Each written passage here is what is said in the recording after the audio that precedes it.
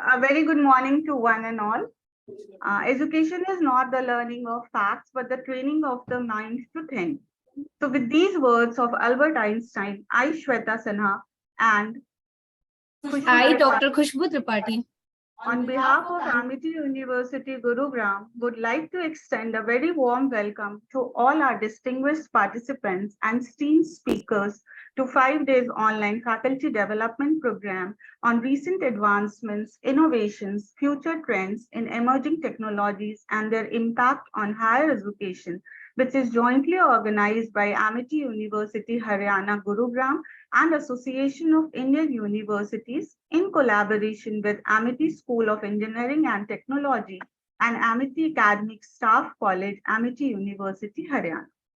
We are privileged to have with us our renowned speaker, Professor Kushal Sen from Indian Institute of Technology, Delhi. We are extremely honored by the presence of our Honorable Vice Chancellor, Professor Dr. P.V. Sharma, and also we are delighted to have with us Pro Vice Chancellor, Professor Dr. Vikas Madhukar, Dr. Amarendra Pani, Joint Director, Association of Indian Universities, Professor Shalini Bhaskar Bajaj, Director, Asset, and Professor Sanjana Vij, Deputy Director, Amity Academic Staff College on this occasion. Finally, we welcome all the participants and each member of the esteemed virtual audience to this faculty development program.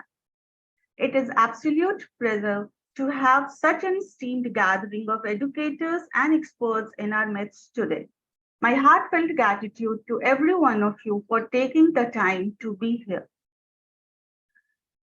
Now, as it is the customary practice at Amity University to invoke the blessings of Ma Saraswati before beginning of any academic pursuit, let us begin the program with the virtual lamp lighting ceremony.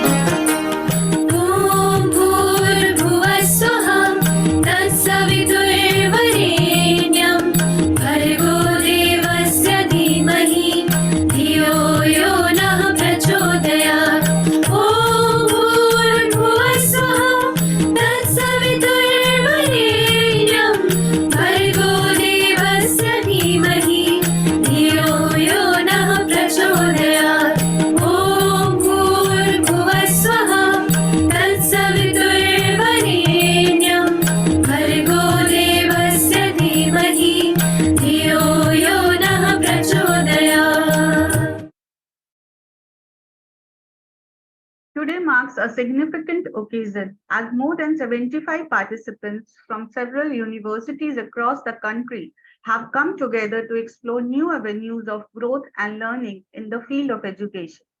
This faculty development program has been designed with a vision to empower our faculty members and provide them with the necessary tools and knowledge to excel in their roles as educators and mentors.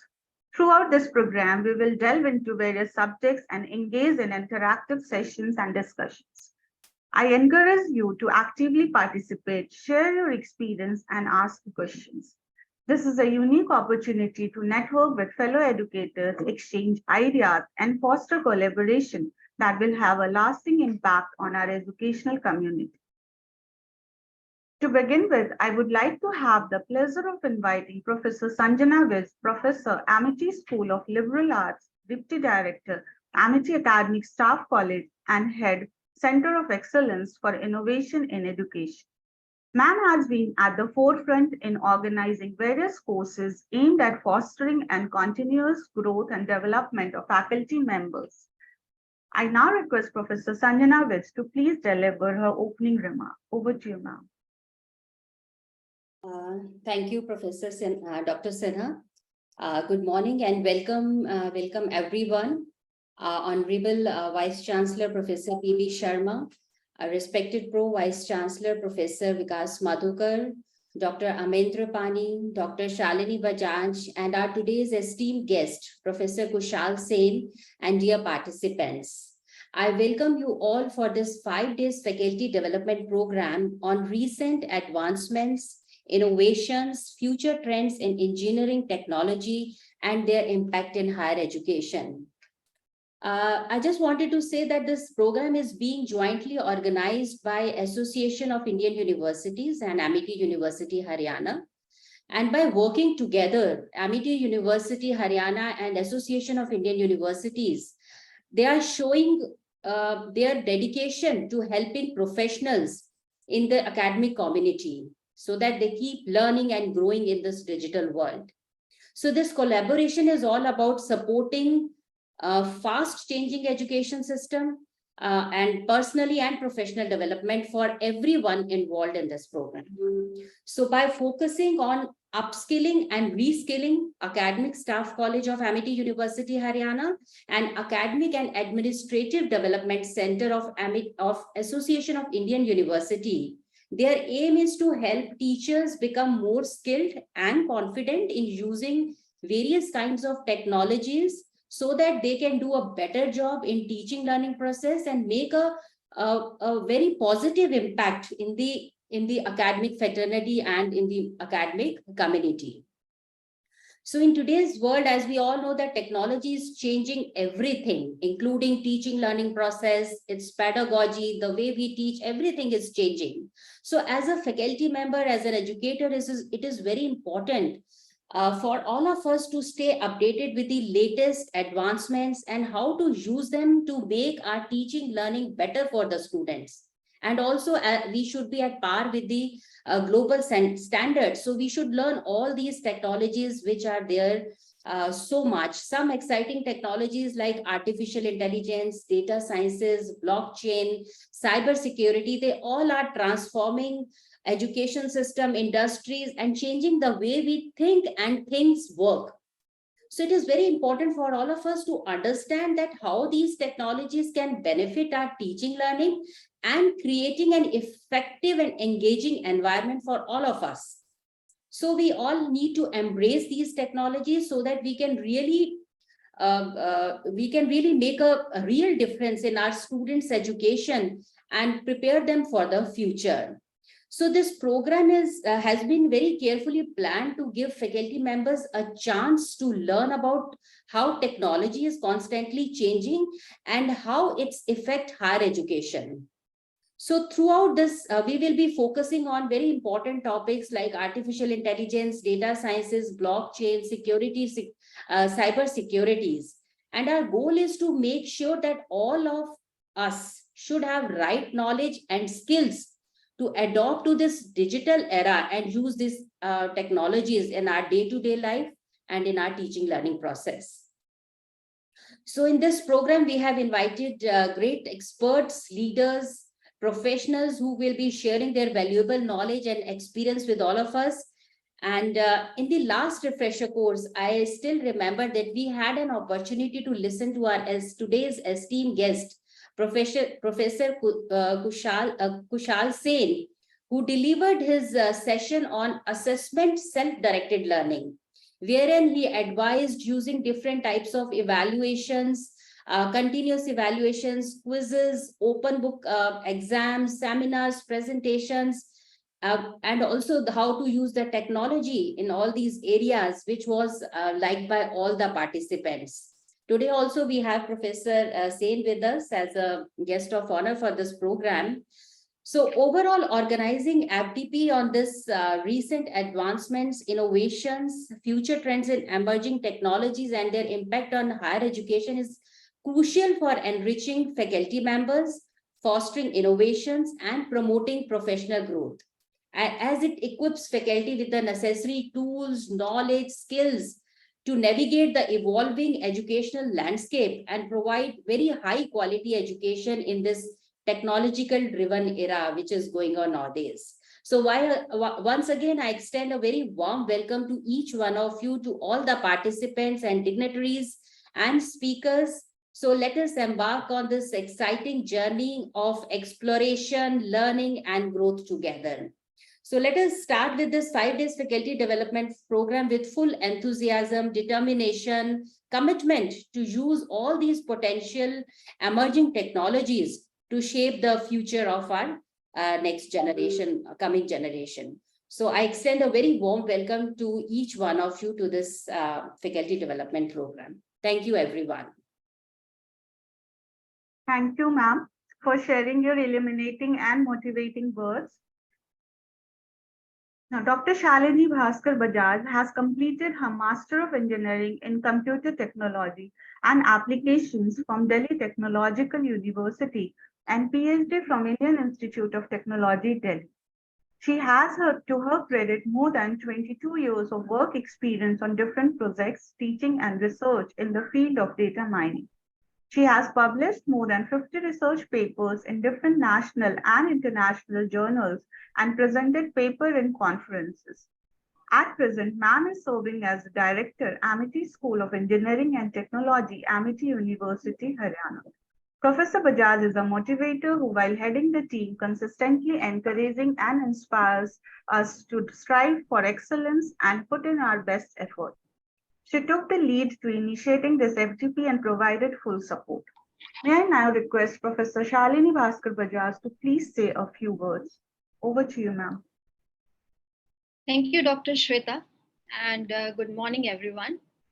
In this FTP on recent advancement, innovations, future trends in emerging technologies and their impact on higher education, we'll be discussing on different emerging areas such as artificial intelligence and its applications, human-machine interaction, data science, blockchain technology, cybersecurity and digital transformation, and Internet of Things.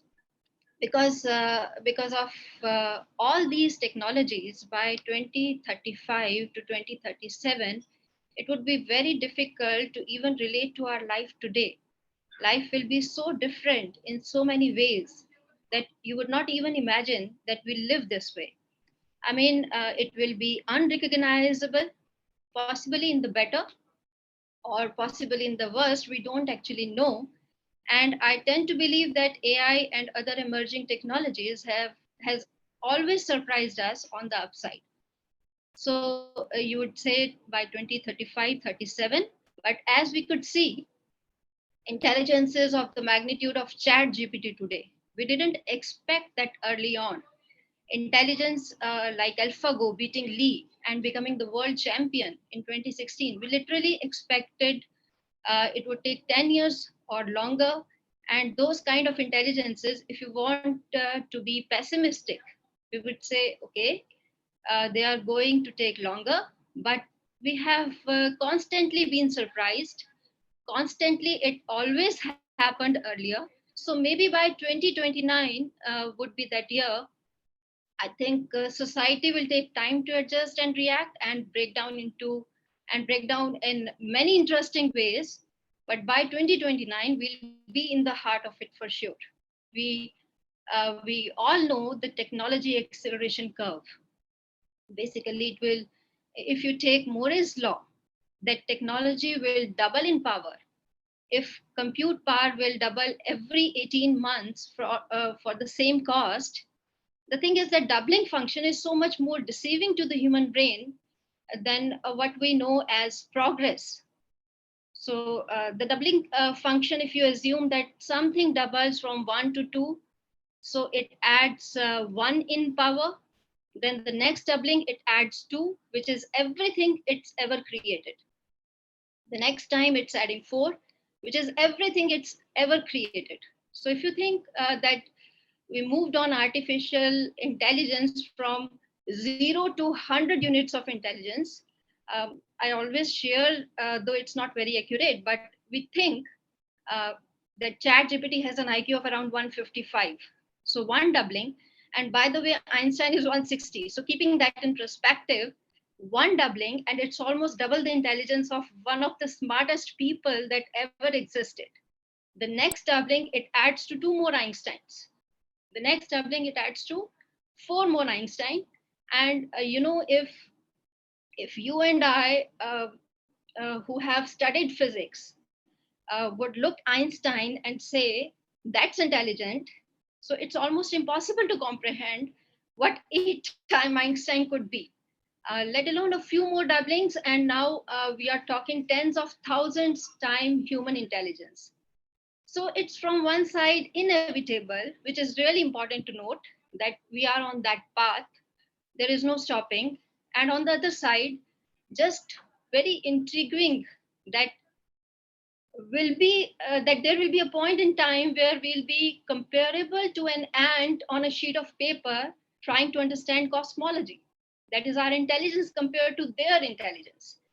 And that it's impossible for us to even understand that, because we have never really been around intelligent beings more so than us. We have been around computers that do computing things. That's not intelligent at all.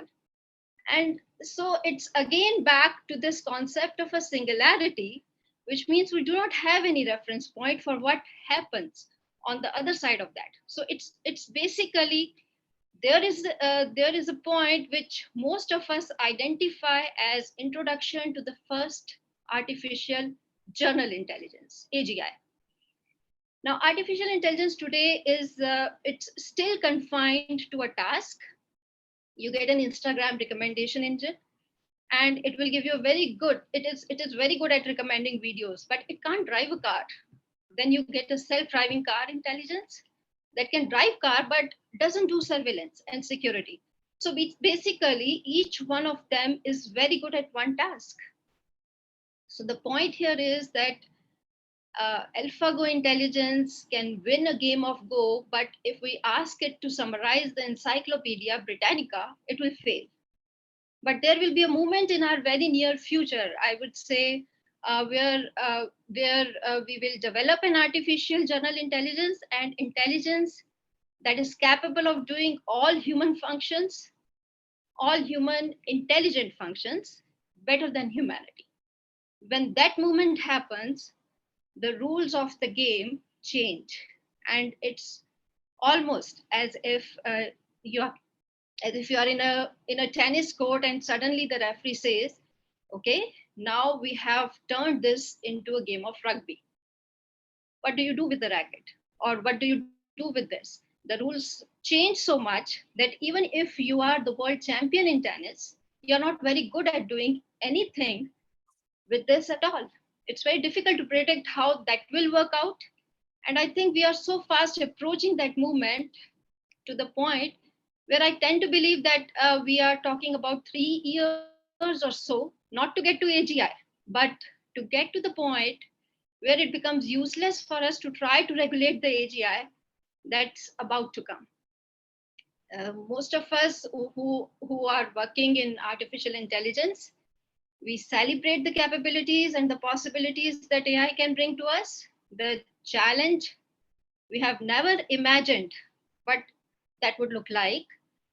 We just imagined the world where we can do so much better than Google because we have so much more intelligence at our disposal. We can solve all our world's problem, and I'm still optimistic that this will happen. I call it innovation inevitable, that eventually will end up in that place. That moment between now and there, I think my biggest fear is that humans will use that abundant intelligence in the ways that are not pro humanity, and humans will take that in a direction that is pro the systems that humanity instilled in place, which are mostly about shifting power and wealth. It's about really becoming stronger or better or richer than the other guy. Now that stage requires a regulation. that regulates human. We need in the immediate sense of taking action. Now, we need to be able to regulate humans so that humans don't introduce AI in the world that shifts and redesign the fabric of human society in the ways that are damaging to the society. And beyond that, there is a point at which you need to regulate AI itself, where most of the power will be in the hands of that AI. So as computer scientists, we say, okay, so we are going to solve something called the control problem. And the control problem is that we'll just put the AI in a box that it behaves within certain parameters. We'll tripwire it. So if it crosses a certain point, we disconnect it and so on.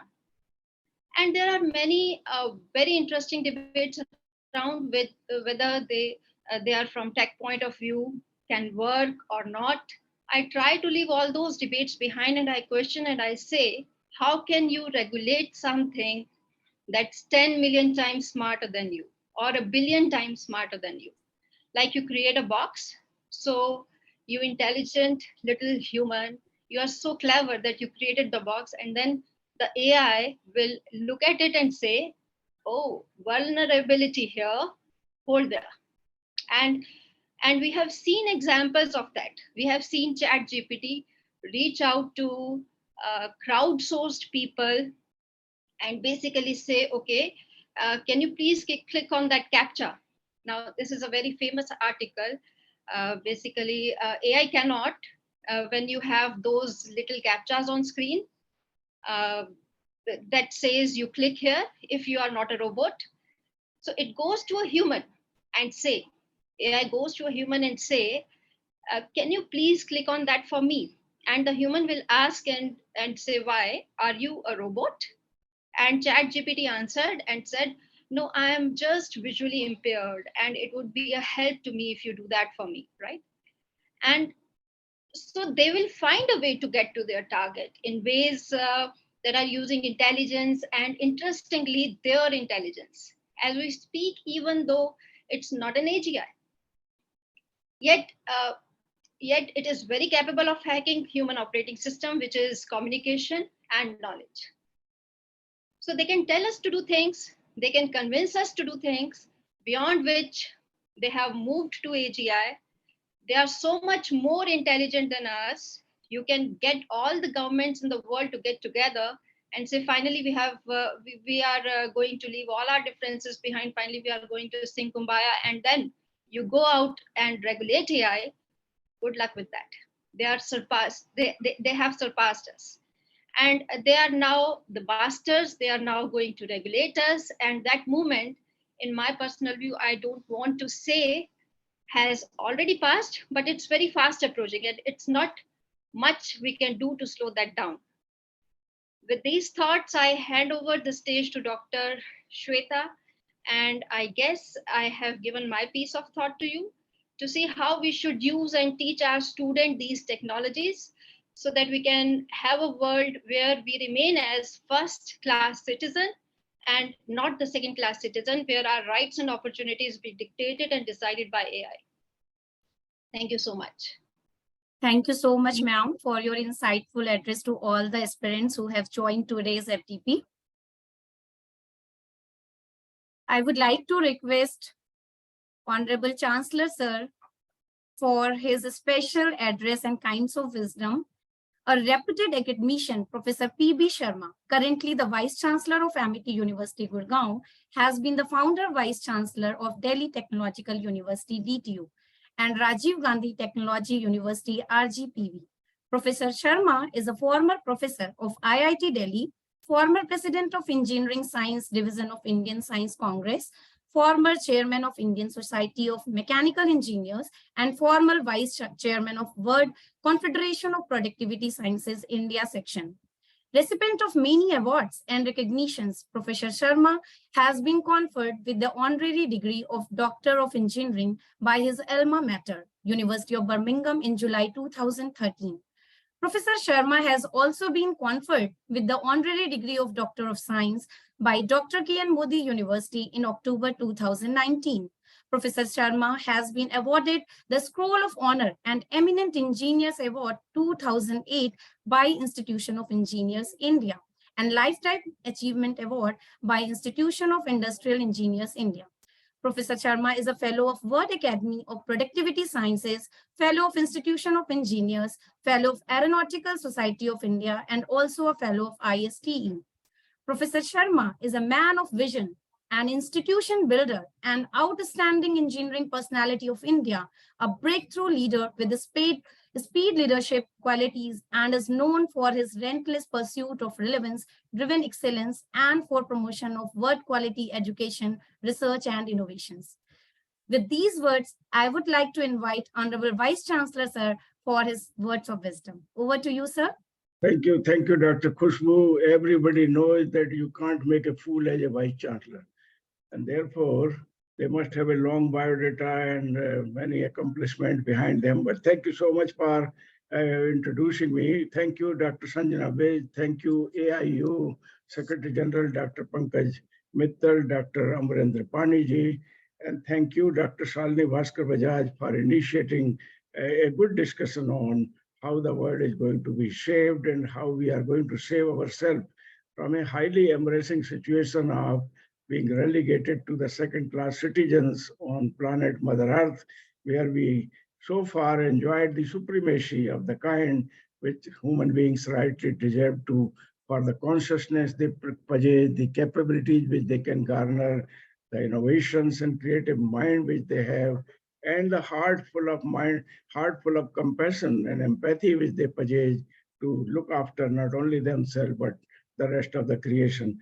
Dr. Kushal Sen must be wondering as to the kind of world in which we are going to. Dr. Kushal Sen, a very warm welcome to you for sparing your highly valuable time all the way from IIT to this program. Thank you so much for giving us the privilege of having you connected to this very important program, and we would like to know from you during the program what kind of world in which we are moving to and what role we as teachers have to assimilate the recent advancement that is taking place both on the scientific as well as technological front, the innovations that are causing great disruption, but at the same time giving us great opportunity to recreate and reconstruct the contours of our developmental activities, redefine the meaning and purpose of life, and also to rehash the lifestyle which we are so well accustomed to. In my opinion, a new world is in the making. And it is this new world, it is for this reason our government itself has said that new India of our dream is being created. And this new India of our dream, or the new world of our dream, has to be necessarily very different than what it is today. All scientific and technological advancements that are going to happen, they will make this transition from where we are to the world to which we wish to live to much more smoother, much more faster, and therefore we all need to remain highly excited. As far as Dr. Shalini Bhaskar Bajaj concerned about being relegated to the second-rate citizen, let me assure her that Sri Aurobindo, during the start of this last century, was looking at what kind of mind that we possess and what kind of mind we could develop with our own assistance, as well as assistance of the tools of yoga and meditation and all the wisdom that we have around us from around the world, as well as from our own great Vedic rishis. At that time, he was talking of supermind, he was talking of super consciousness, he was talking of taking our mind consciousness to universal level and to ensure that one single mind is able to impact all the minds in this universe, not only of the human being, but also of all the creatures and all creation around.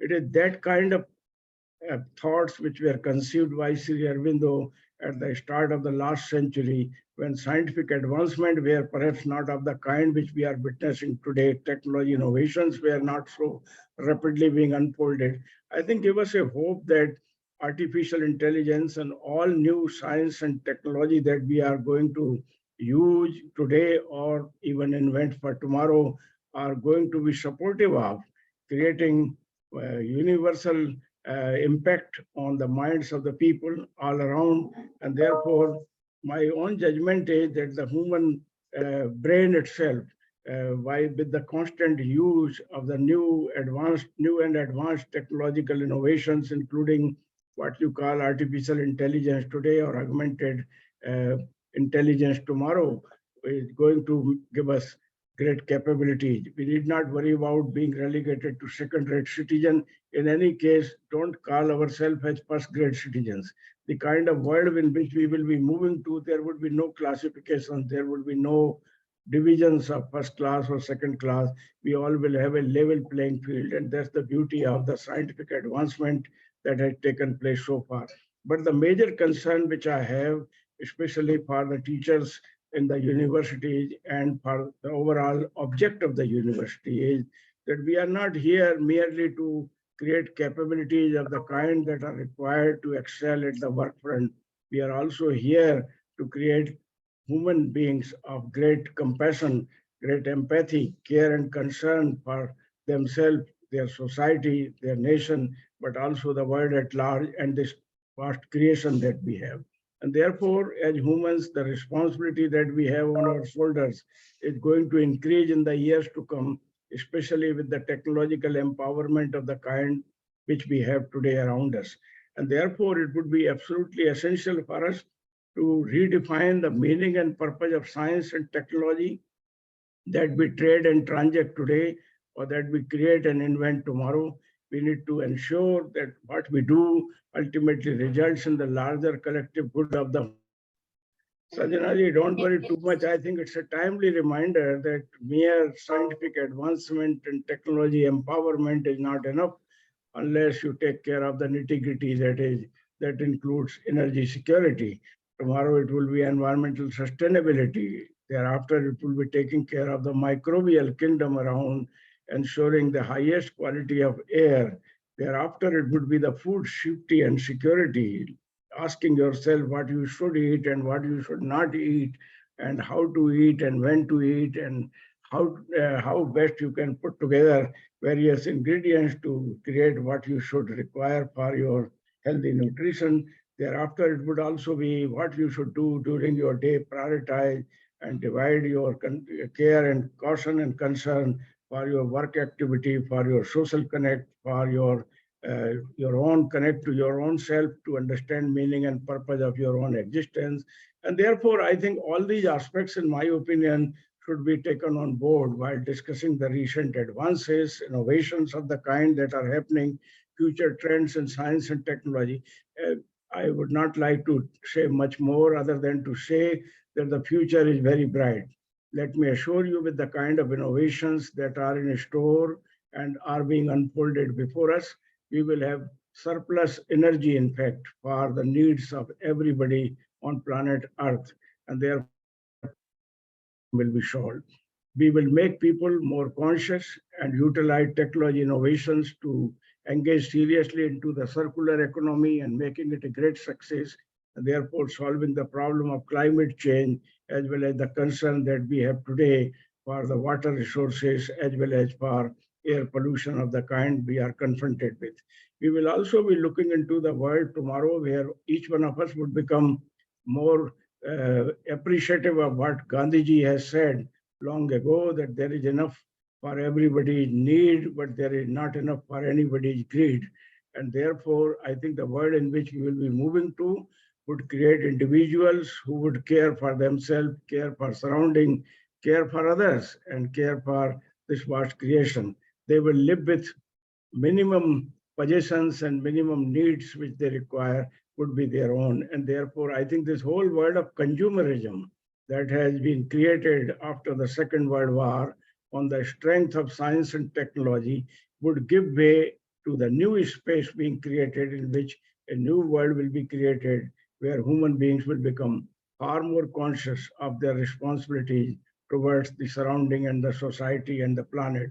And therefore, I am highly hopeful that when we go to the classroom, we must echo some of these sentiments of sustainability, of creating an equitable world, creating sustainable development by our actions and deed, and yet remain humane to the core, compassionate in our heart, and also committed to peace and harmony. Unless we echo these sentences, these sentiments, we shall create a world where people will be capable, but they would be perhaps engaging into destroying each other, into what I call madness, which means mature, which means ensuring that we destroy each other mutually. Assured destruction would then become a possibility. We want to avoid that, and we must surely work to see that madness of the kind that is created otherwise on the strength of science and technology disappeared.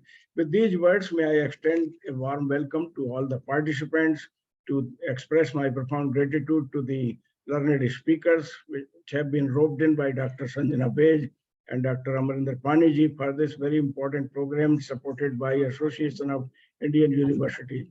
I would certainly look towards a day when all my teachers in the classroom will talk like Vedic rishis, who would say great days are ahead, but you got to be highly self-disciplined and committed to remain cheerful, happy and healthy, and ensure that everybody around you is also happy, healthy and cheerful, and actively engaged into the work activity to utilize the immense potentialities which man and woman possess. Thank you so much indeed, Dr. Kushalji, for giving us this opportunity, and thank you, Dr. Sanjana Bej, and the organizers, including my own Pro-Vice Chancellor, Dr. Vikas Madhukar, for giving me this opportunity to share some of my thoughts. Have a great time ahead. Thank you. Thank you. Thank you very much. Nice to see you there. Thank you so much, sir, for your insightful words of wisdom and blessings to all the aspirants who have joined today's FDP. Dr. Kushal Sen in IIT has been echoing the kind of sentiments which I have expressed a few minutes ago. And Dr. Kushal Sen has lived with these sentiments throughout his life. So we are so delighted, sir, that you are. Pleasure, sir. Pleasure. Thank you. Thank you so much, sir. Dr. Vikas Madhukar is specialized in finance and strategy and holds his doctorate in international finance from Kurukshetra University. He is presently working as Pro-Vice Chancellor at Amity University, Gurugram, and Dean Faculty of Management Studies, Director, Amity Business School, and also heading the Amity Innovation Incubation, which is supported by Ministry of Electronics and Information Technology under MIT Tide 2.0 and leading entrepreneurship and startup initiatives at the university.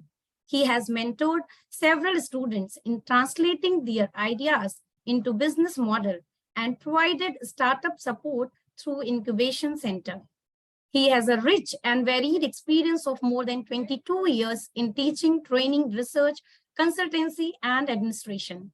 He has produced 10 PhDs and contributed more than 65 research papers in different national and international journals and conferences, and authored articles in Times of India, and published 5 books on strategy and on other management areas.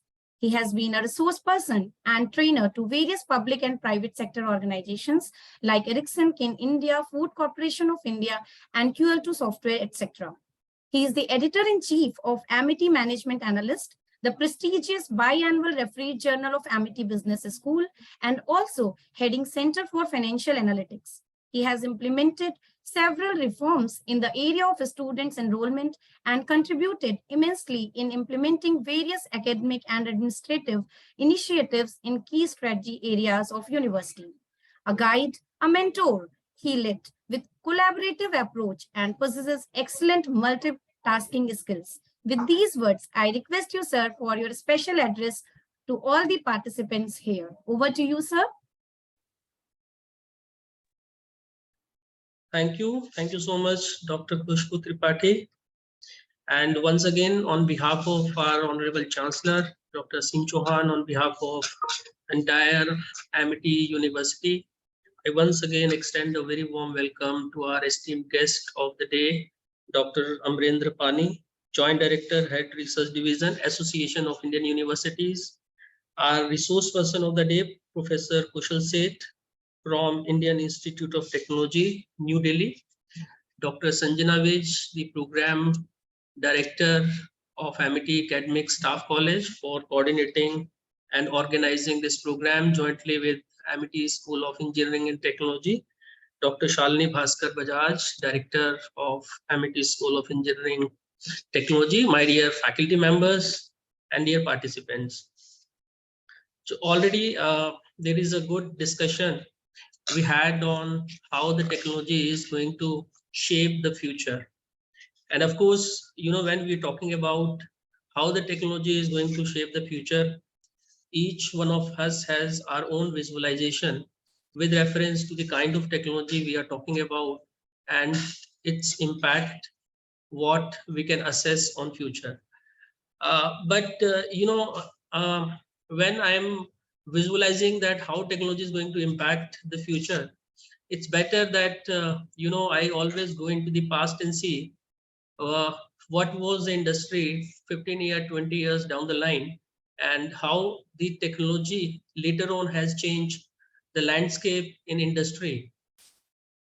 Of course, I was reading out the World Economic Forum report on future of work, where the report has talked about the impact of artificial intelligence, the blockchain, or other emerging technology on job market. And the report has very clearly stated out that yes, the artificial intelligence is going to impact the job market in a big way, but mostly the impact is going to be on the operational side, the jobs where there's a lot of operations involved and the AI is going to automate those operations, but simultaneously the human intelligence, the emotional quotient, the emotional intelligence, the creativity and critical thinking are some of the skill set which are going to important.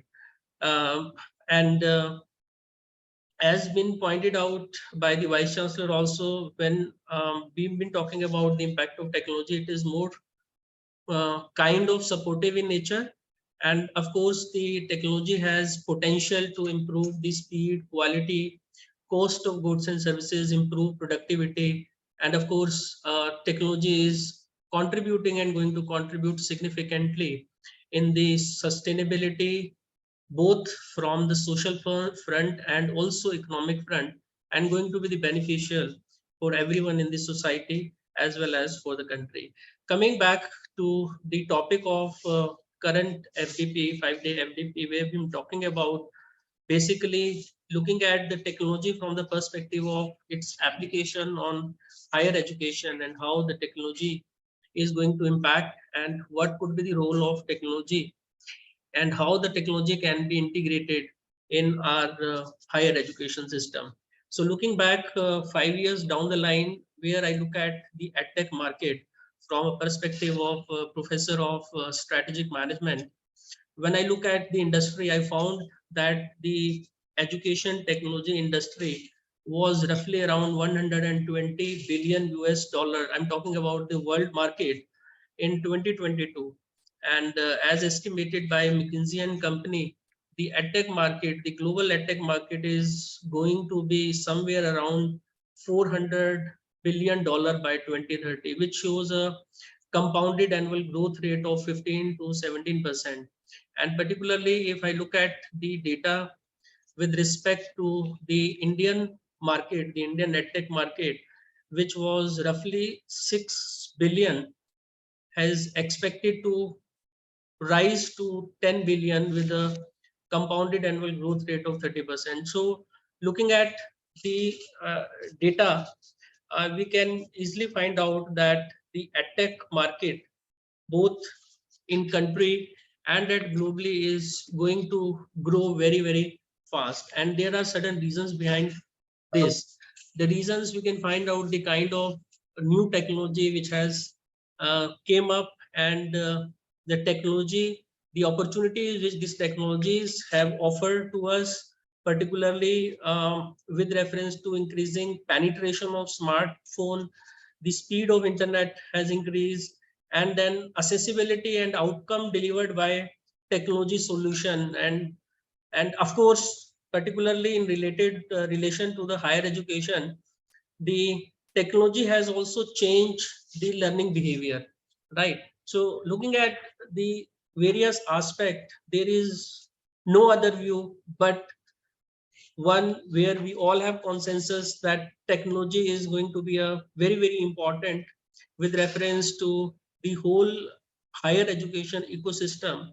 Right from beginning, we're talking about the life cycle of a student starting from admission and the student is graduating, and in between there are a whole lot of academic processes, whether we're talking about the teaching learning, we're talking about evaluation, assessment, and then academic administration and operation, then to the alumni relation. So in each of the phase of student life cycle, the technology is now playing an important role, and of course is going to play a very important role. And particularly when we look at, I look at my own university, Amity University. I remember in Amity, we have introduced the technology in even 2-3 years before COVID, and it was in year 2015-16 that we have introduced the LMS. Before that, the all academic activities and administrative activity was managed through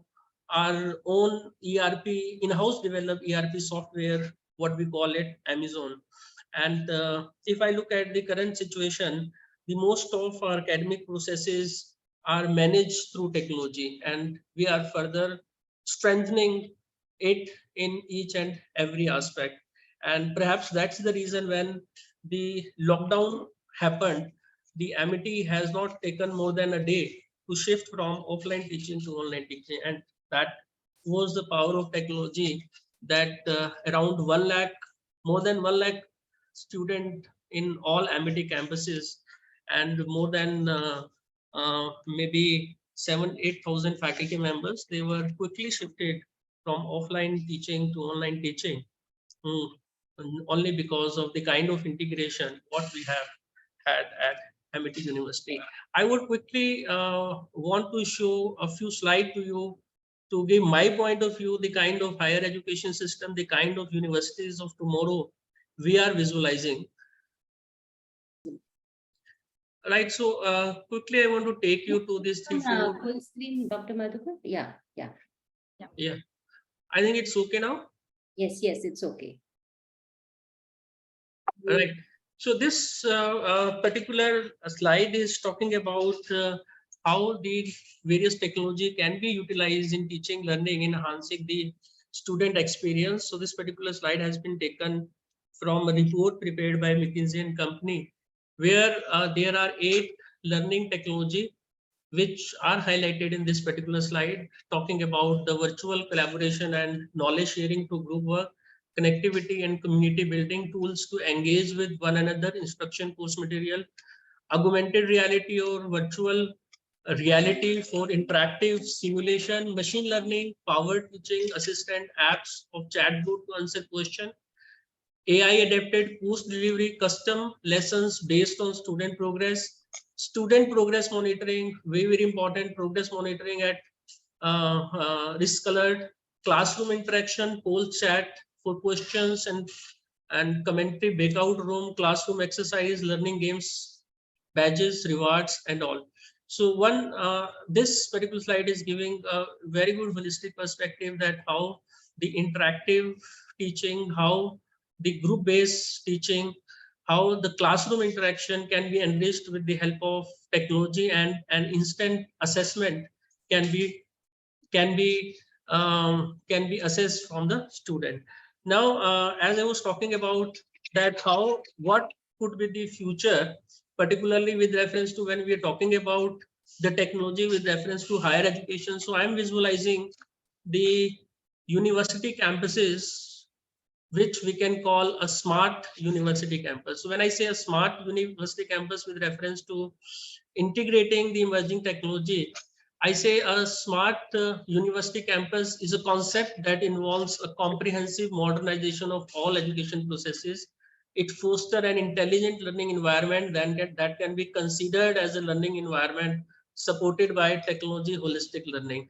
And once I said a smart campus capability framework, a smart campus capability framework describes smart student, where we're talking about the digital student, smart enrollment, integrated digital admission process, smart classroom lab, smart teaching and research, content, pedagogy and research, smart learning environment, talking about the academic, analytic, holistic e-learning, health and safety, smart knowledge sharing, smart student administration. So the academic administration with the integration of technology, smart housing and dining, smart mobility, smart event, smart operation, talking about the campus building management with automated security control surveillance, smart energy management, intelligent sensor management, smart stadium, constituent experience and operation. And collectively, it is going to deliver the various smart campus technology which are going to help in building the smart campus.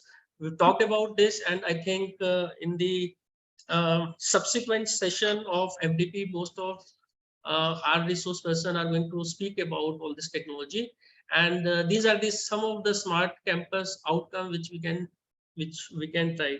So I would say that the technology is going to be very important. It is going to change the way how we operate today in a university, and the higher education system, the institutions, they are really need to think their requirement and the context and the objective they need to send they need to set, and they need to set the time frame in a way so as to integrate their important processes and subsequent to make their whole campus as a smart campus.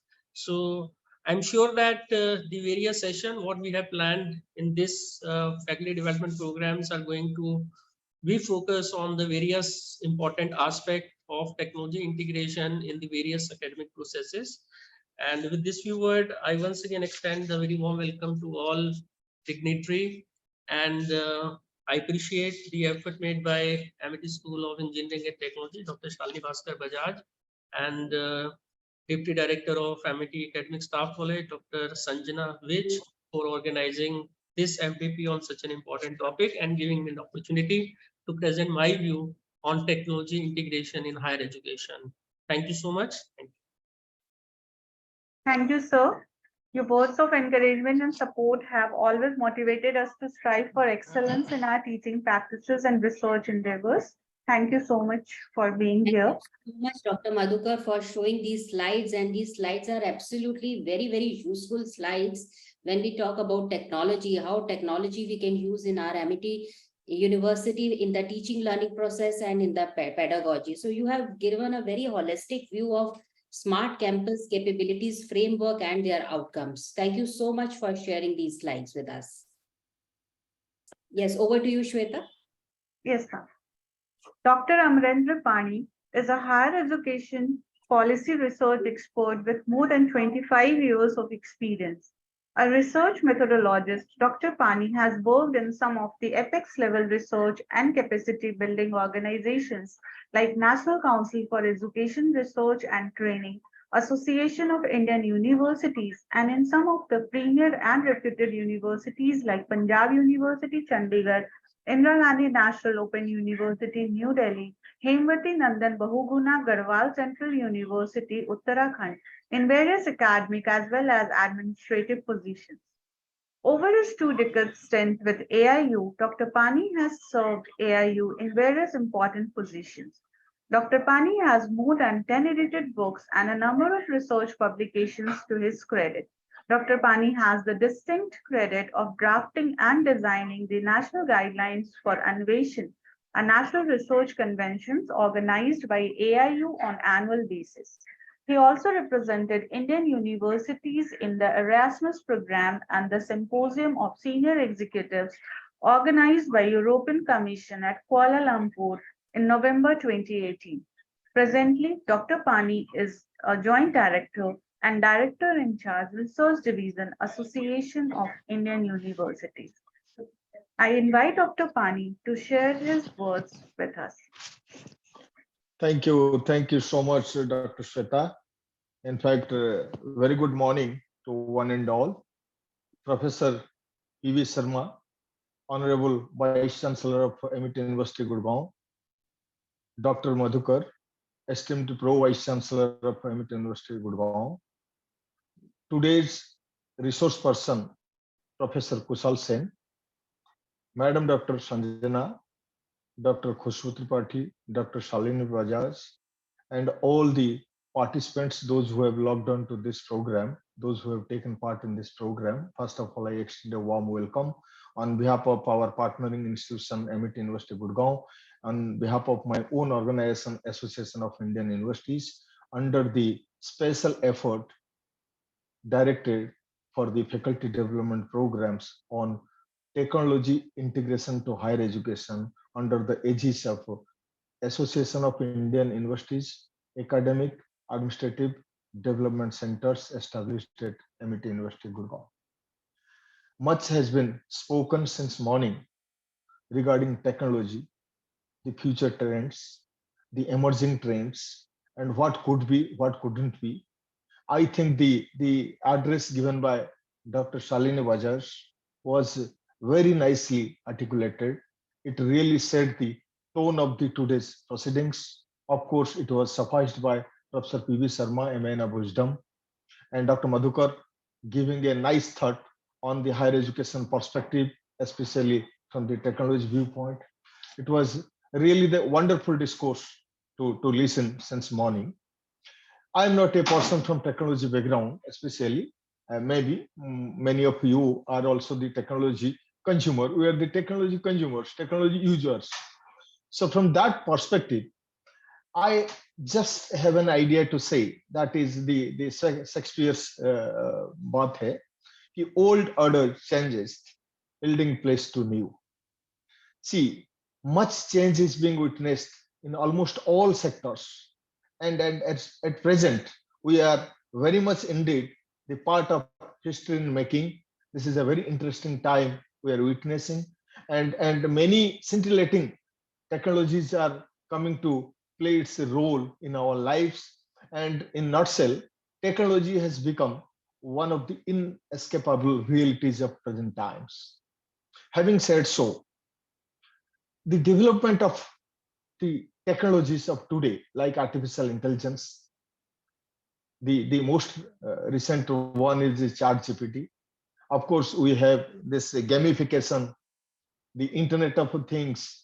There's so many things we speak, we talk, we use, and we also see in our day-to-day things, especially under the Industry 4.0 features. Some are worried, some are happy, some are speculative. What is going to be our role? Can the artificial intelligence or the recent emerging technologies, they are going to replace us as the teachers? Of course. The speculation is not ill-founded.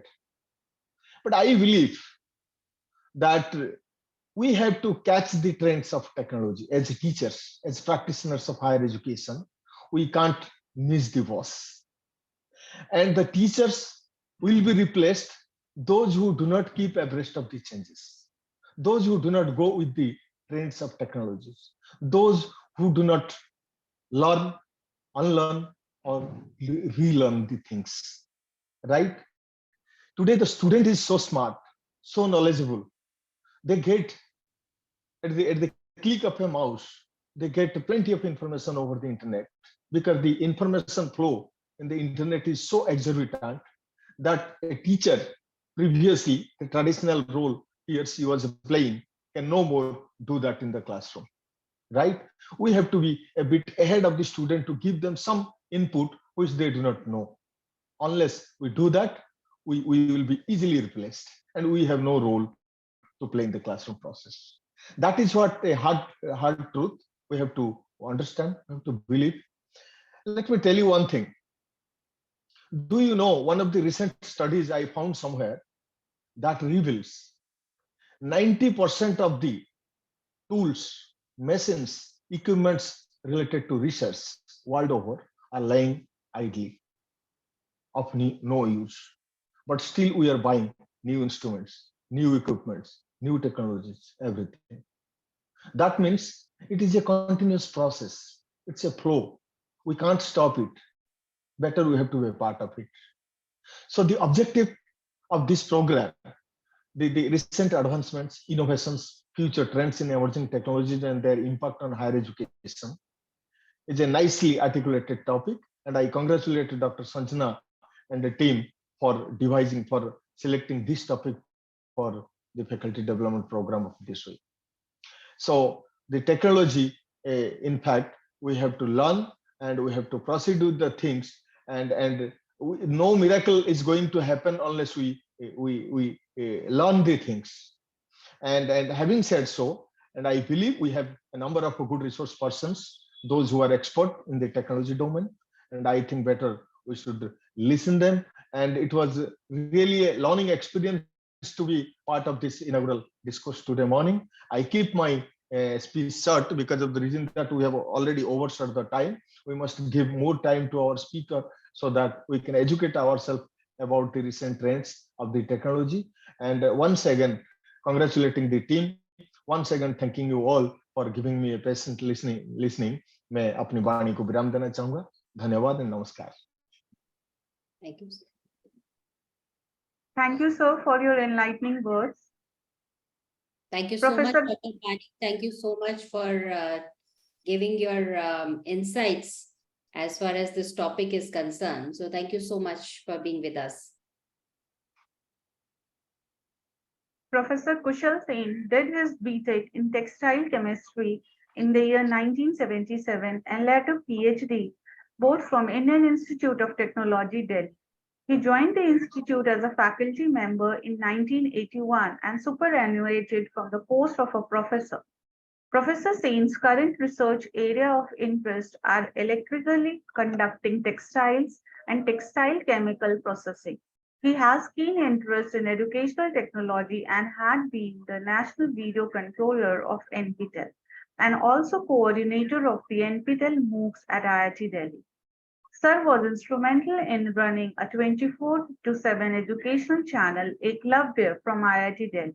He has served as head of the textile department, head educational technology, dean alumni affair, and dean faculty and member board of governors of IIT Delhi. May I have the privilege to invite Professor Kushal Sen to deliver his talk on the use of technology in higher education. Sir, please. Thank you. Thank you very much. I'm very much pleased to be a part of this. So this is an ongoing process, and it is not going to stop by one FD program. You will have to have many short workshops where people actually do hands-on, and hopefully that will keep on happening. And I'm sure all the faculty who are here, they are obviously aware of this. I'm very happy to meet online, of course, Professor Sharma. I think we've spent some time on the campus in one way or the other. And so it's again really a pleasure to be there. So without taking too much of time, let me just see if I can share my slide.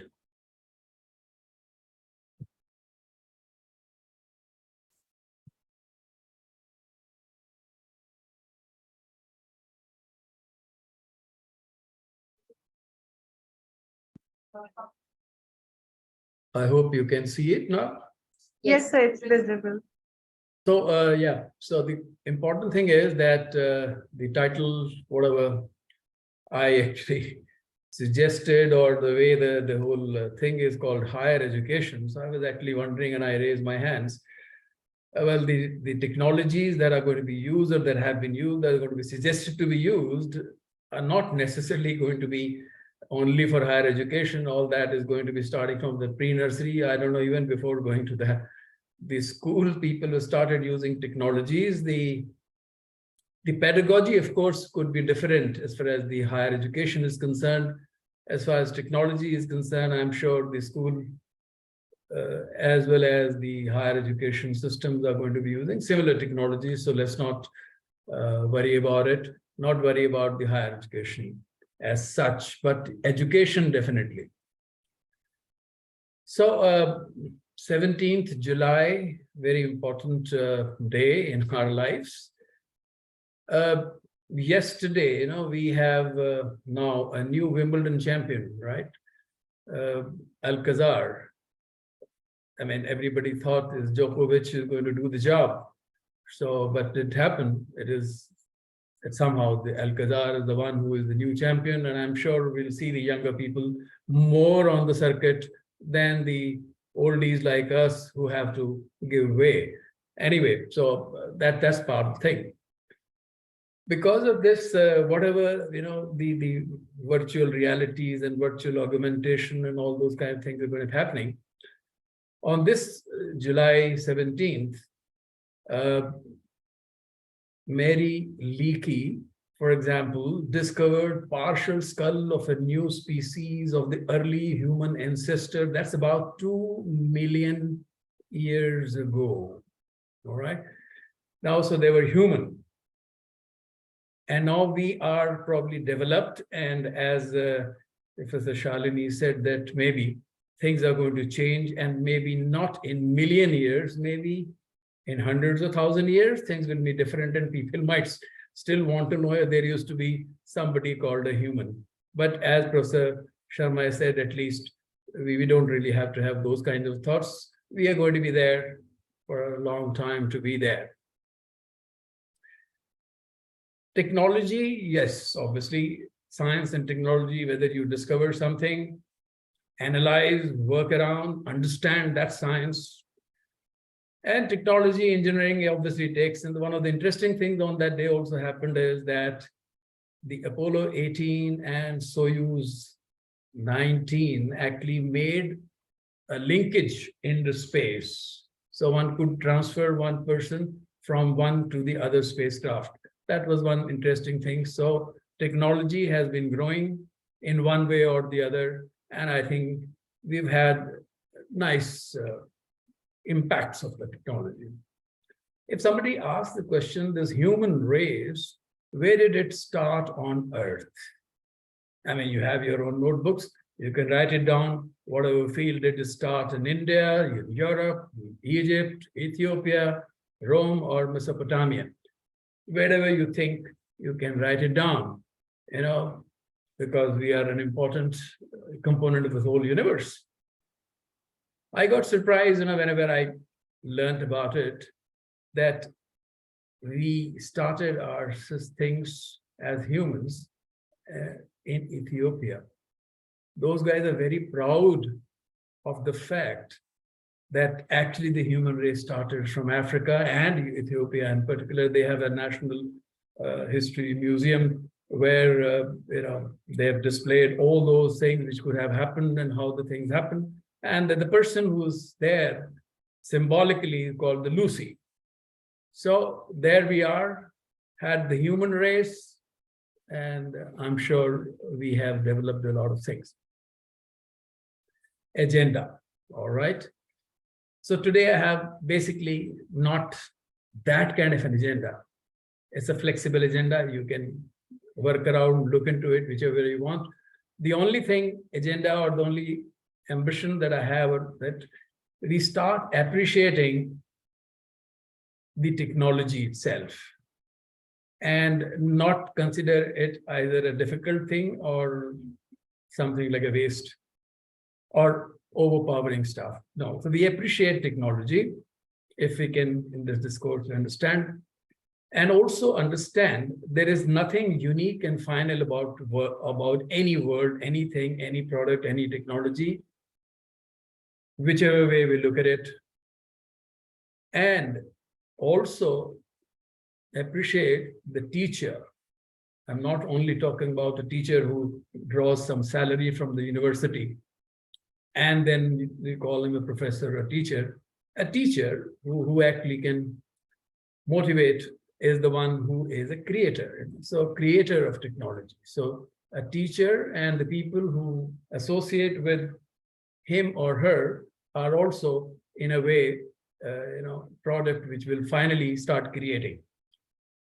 This so-called chat GPT also is a creation of some of the, outcomes of whatever teaching learning, If the teaching learning was not so good, then this creation also wouldn't happen. So this is getting created with the people like us somewhere in the world. So whenever we talk of technology, we do understand there is something called a science, Science is a very important thing. And important in the sense that we believe that the inquiry in a human being, that why does it happen, how does it happen, those type of characteristics and attributes are the one which actually science promotes. Do experiment and actually check it out. So this is how what we call as you don't believe in something unless you have also done some experiments, some experience, and work it out. Well, the sciences, obviously, we have some basic sciences, social sciences, and other things, but engineering, on the other hand, uses some of those principles to basically design product or processes. And this is an important part, that you actually use knowledge or sometimes create also, but you do design product and processes. So teaching also is a process. And the technology that we talk about also are some kind of products. So those things become interrelated from the science and engineering point of view. Today, of course, engineering sciences, engineering arts have been very well defined and are being taught in colleges, and therefore science and engineering are correlated. And this leads to what we call as technology. While the design of any product or process is done to solve problems, right? Science does understanding. After understanding, you do certain things, use those things to solve problem, whatever type, doesn't matter. It could be related to education, it could relate to anything else, but education starts all this process. You know, this is when somebody says, I've done an engineering degree or I'm trying to design certain things, the person has learned something from somewhere, whether formally or informally, it doesn't really matter. So that is what we call as engineering. And technology, on the other hand, obviously, once the science and engineering have a, in a cooperative manner, have designed some processes and products, how to replicate them, how to multiply them, how to make them close to the user, how to make them more friendly to the user. And that is what the technology comes. It doesn't matter whether it's education or any product that you use otherwise in a day-to-day life. But learning is a part, either self-learning. I mean, I do not know much of a computer science, obviously. I'm a textile man.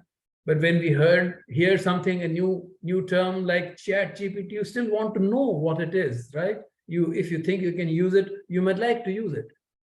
Well, so this is what is an important thing, as the learning never stops. Similarly, a person who has little better experience of certain areas, whenever you come in contact, you will have that learning, teaching, transfer of knowledge or ideas to begin with.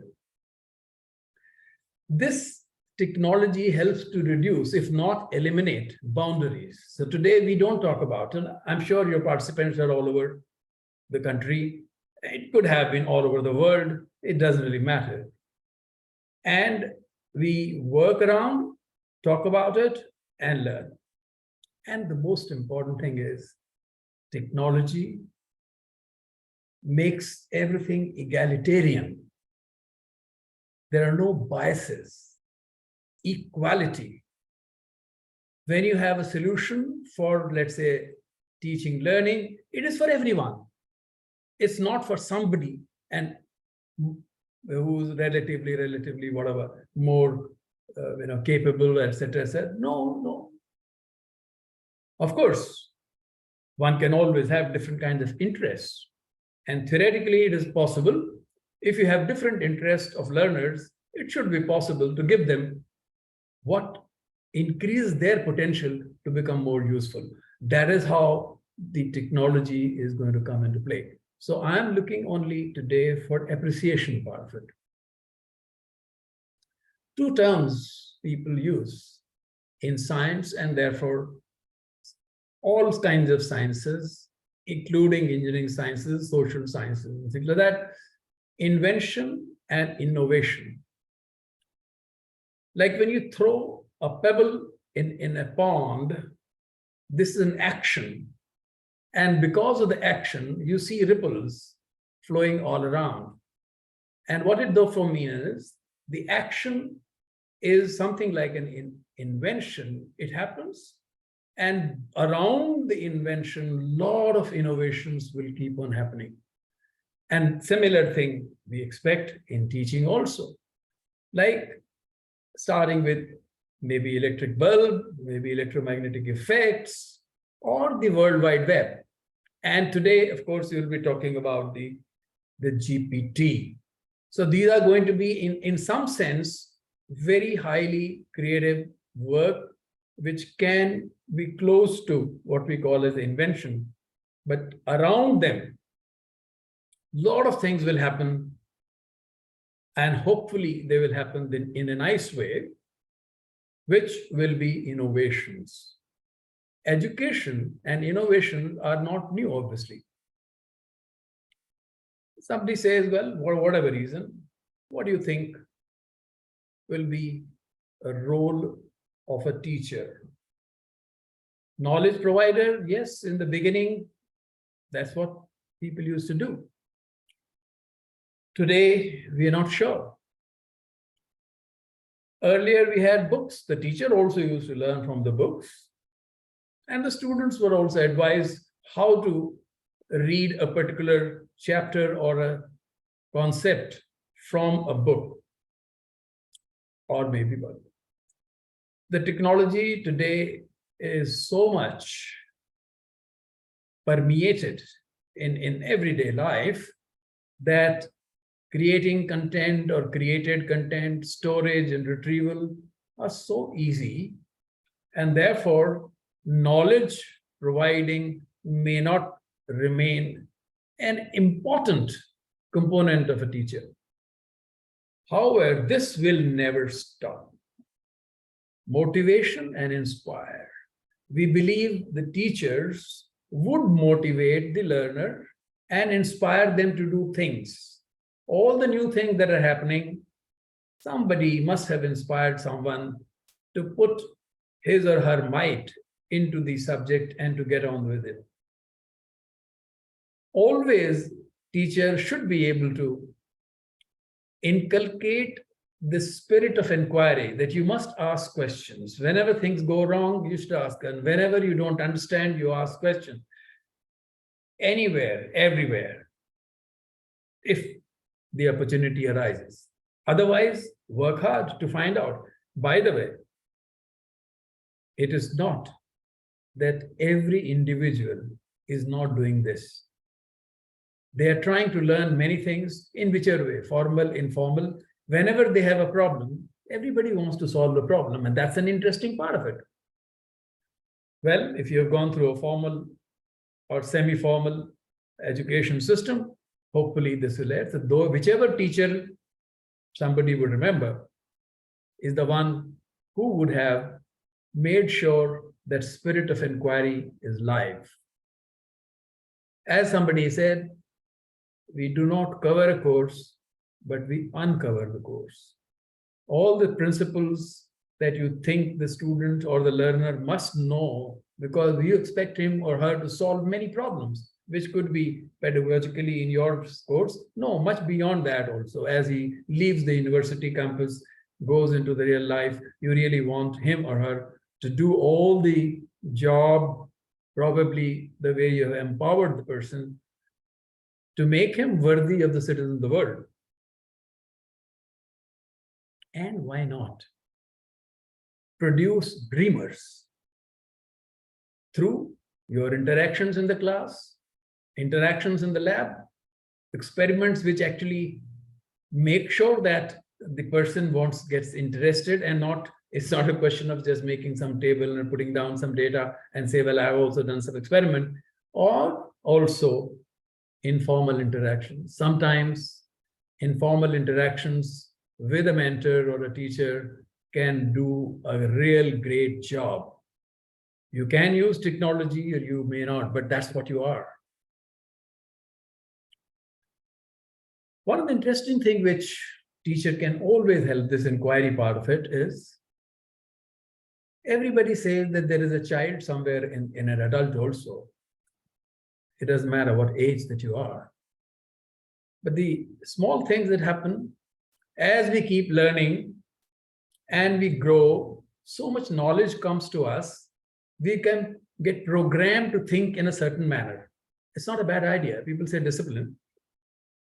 But when we do creative thinking, people did talk about something like out of the box. It's a very nice phrase, but people just don't understand what is this out of the box? What do you do? But that is what is like childlike habits. You see, there is a paper on which some ink probably has been dropped. It's got spread all over the place. This type of paper, for example, if you show to adults like me or engineering student or even a school child, class 12, 10, the answer will be, yeah, I think, what is there? What do you think? You say, well, I think some ink was dropped on a white paper. When you have a very small child, like in a nursery going, or the guy who had never had so much of experience being programmed, some of them said, I think it's a squashed cockroach. Somebody said, it's a burnt hamburger.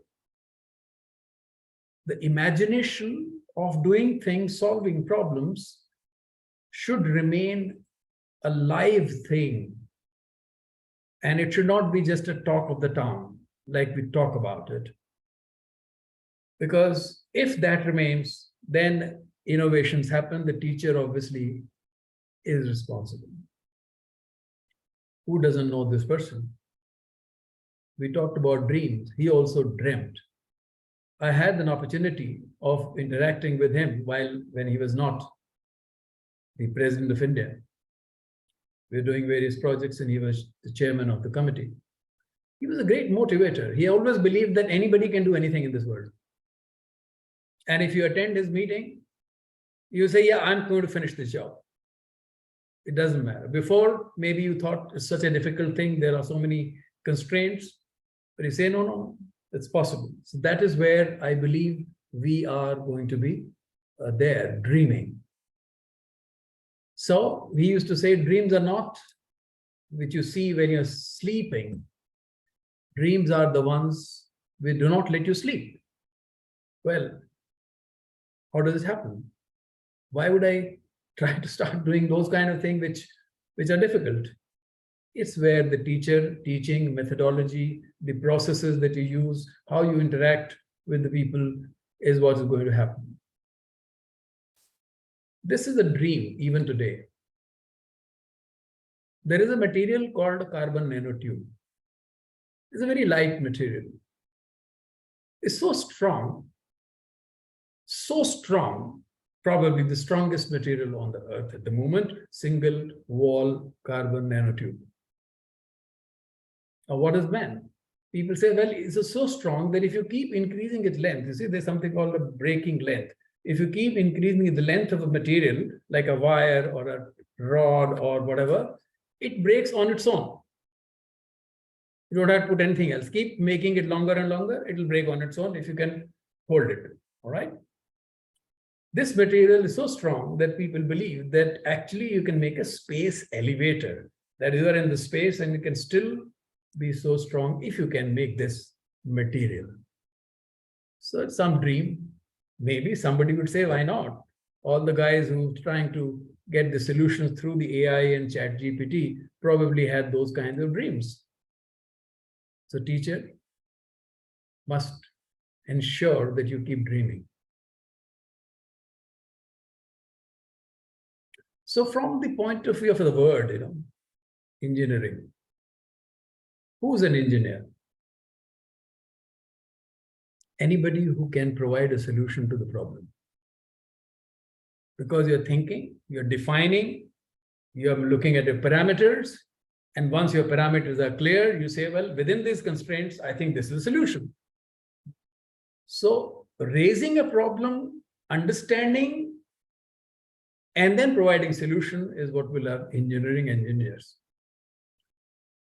So the technology and engineering principles allow this to happen earlier. Today, for example, we did talk about social engineering, right? You want to change the society. Depends on what you want to do, what are your principles and what are the goals. Yeah, politicians, of course, have more opportunity, but there are so many social scientists, as we call them, and they are doing their social engineering. Yeah. So can teaching be termed as engineered product or process? Of course. Every time you go to the class, you make a plan. If you find today you were not successful in actually communicating what you wanted to do, next time, if you're serious, obviously, you modify your strategies. That's what is pedagogy. That's how we say, well, I am a teacher and I have to communicate something. How do I make sure that is communicated?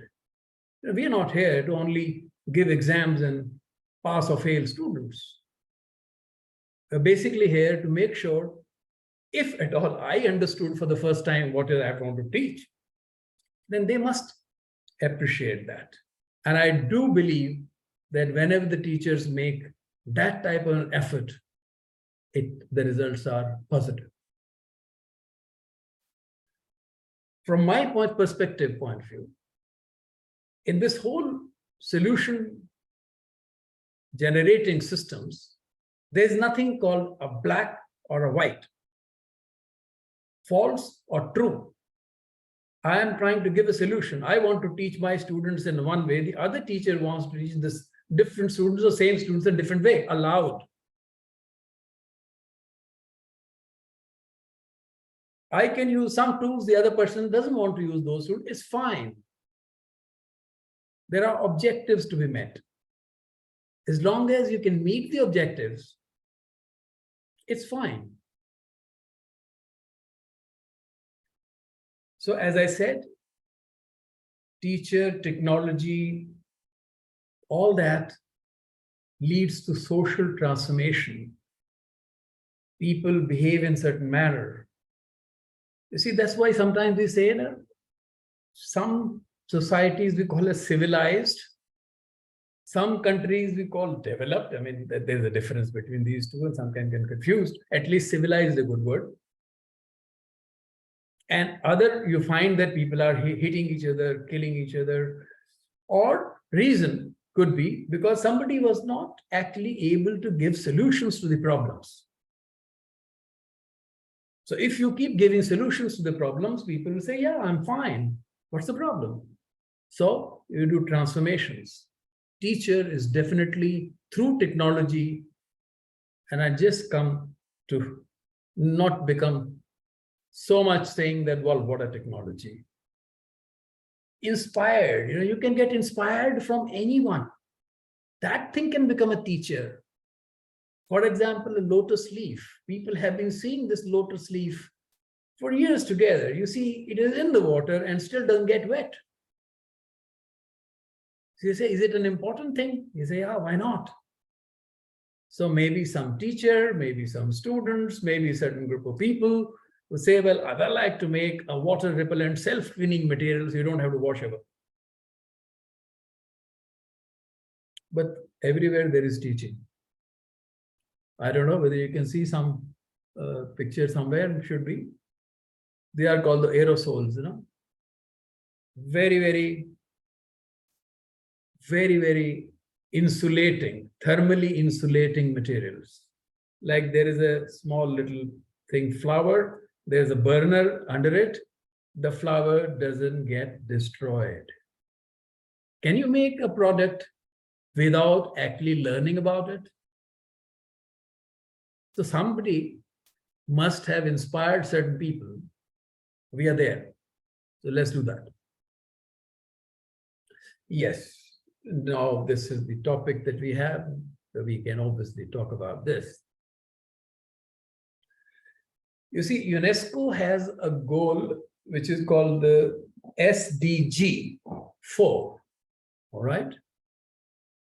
So what is this goal? It says, ensure inclusive and equitable quality education for all over the world. So the statement is very good. All over the world, everybody must get the quality education. It doesn't matter where you stay. What is your background? Rich or poor? How do you achieve that? if this is a goal and you really want to do it, probably here, technology is going to be helping. And so there's education and the technology. Otherwise, we'll be slow. It's not that we cannot do it. After all, when we had less of it, we still were getting educated. But not most people probably. Now you want everyone. So you want everyone? Then yes, we have to respect that there is something called a tool, a technological tool, educational technological tool, which can be used to do this job. Yes. Blackboard to green board. White chalk to colored chalk. Dusty chalk to dustless chalk. Flip charts to colored pens. Whiteboards and markers. You say this is not technology?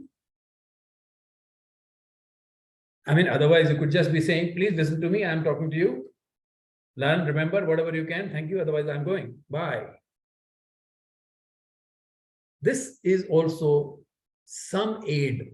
All these aids are educational tools, technological tools, and it requires certain principles. Why green? Why black? And then white? All that. So consciously or otherwise, all of us have been using technology.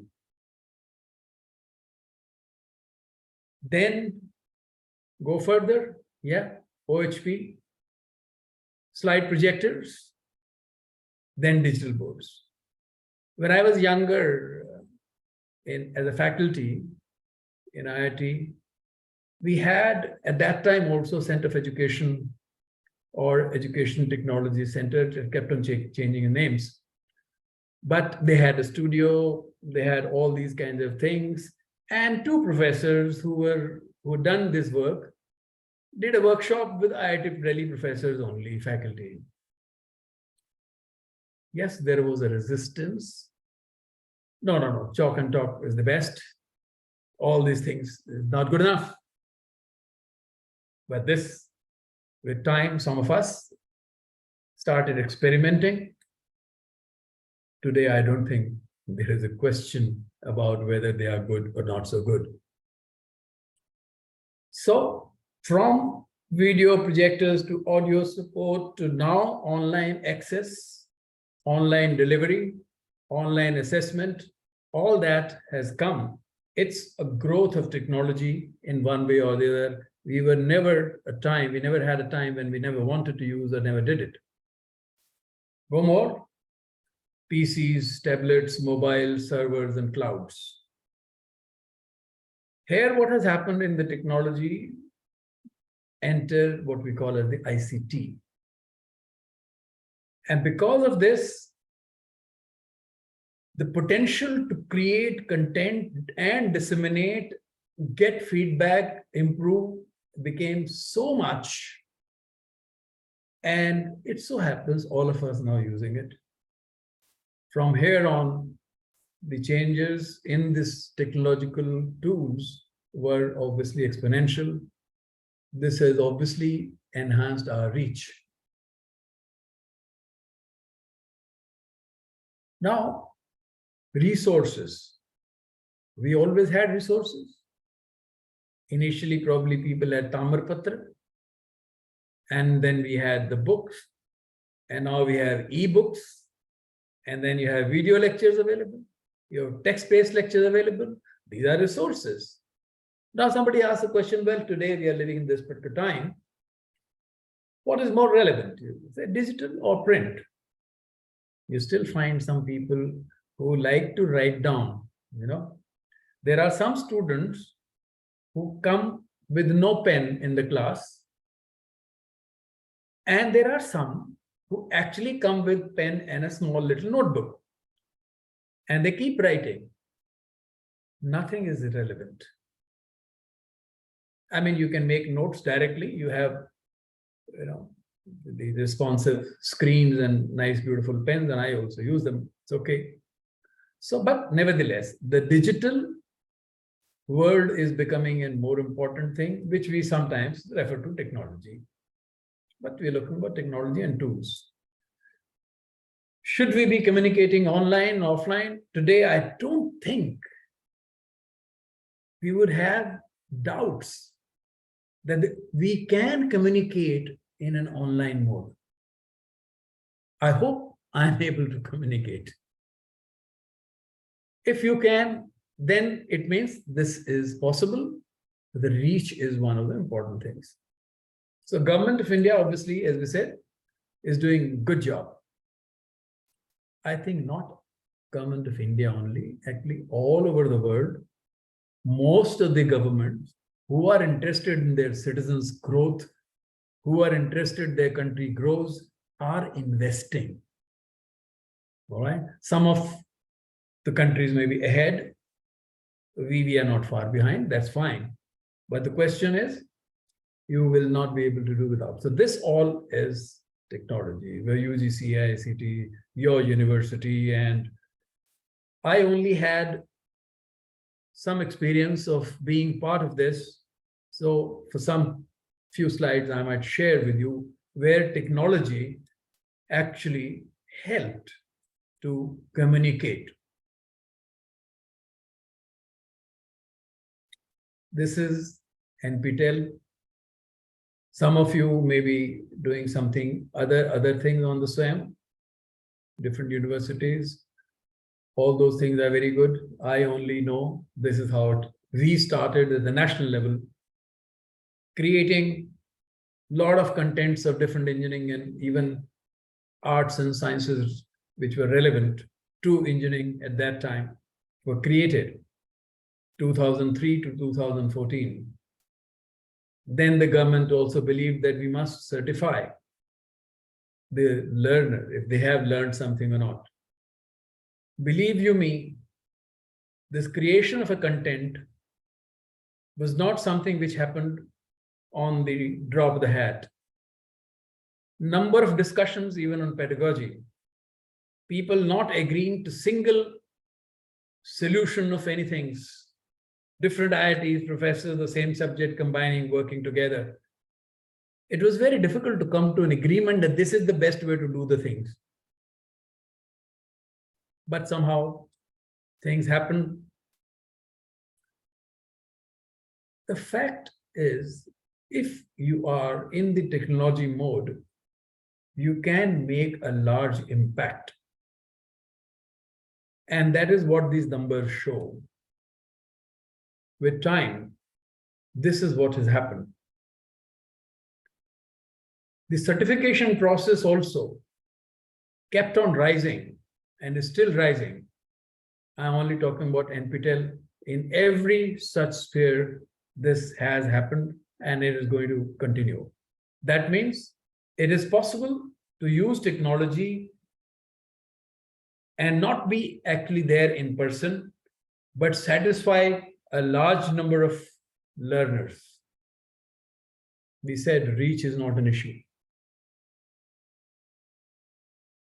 Networking. People have been talking to each other. Colleges have been talking to each other.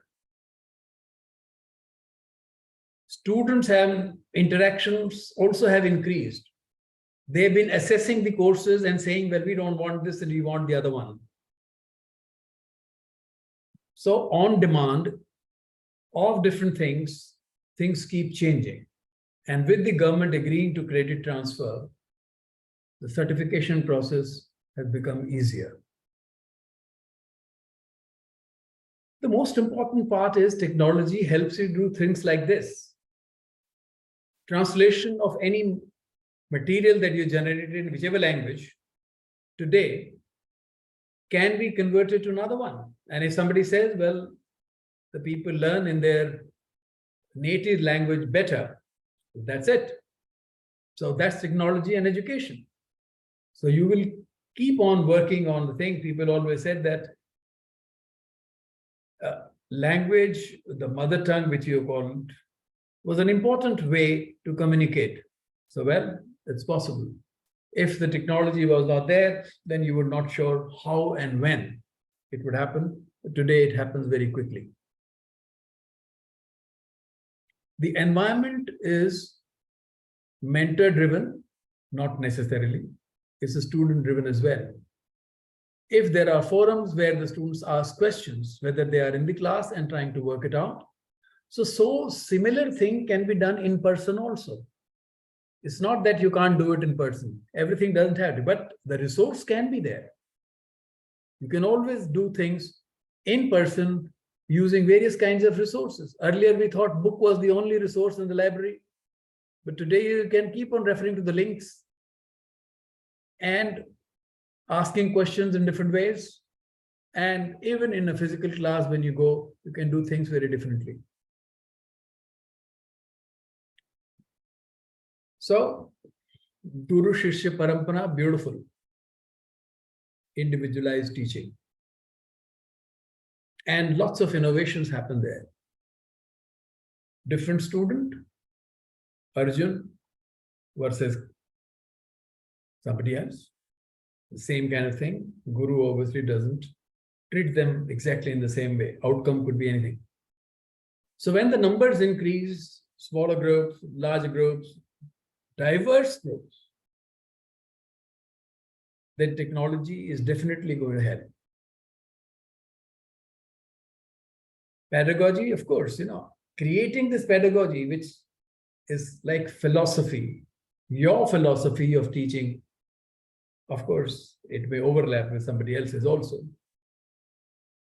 is your creation. How much percentage of the weightage that of the whole course you want to give on a certain aspect and how much to the other aspect. That's your thing. But then there is science also. Why did you decide to do that? There are researches done, so you decided based on certain outcomes. And it's art because theoretically with the technology and things, you can have that touch and feel. Look, I'm still there. The teacher can be felt anytime, anywhere. Not just 9 to 10 in room number TX120. So if your learning objectives, systems and evaluation or feedback and everything and the course correction, mid-course correction, all that is obviously facilitated. Large classes obviously have a lot of problems. Even if you're taking physical class, they have problems. So you can probably use certain ways, certain methods, certain philosophies and principles to ensure that even large classes, which you take physically also, some of the things can be done via a technological tool. Strategies people use, even today we use it, in large classes particularly. All that can be done. It doesn't matter where you are. Presentations can happen, group meetings can happen, projects can happen, and you do not really have to worry about many things. Of course, if you have time, things, you will do it yourself, but you can be sure today the teacher as well as the student in person also, if they are interacting behind the scene, a lot of tools have been used to say what they are saying.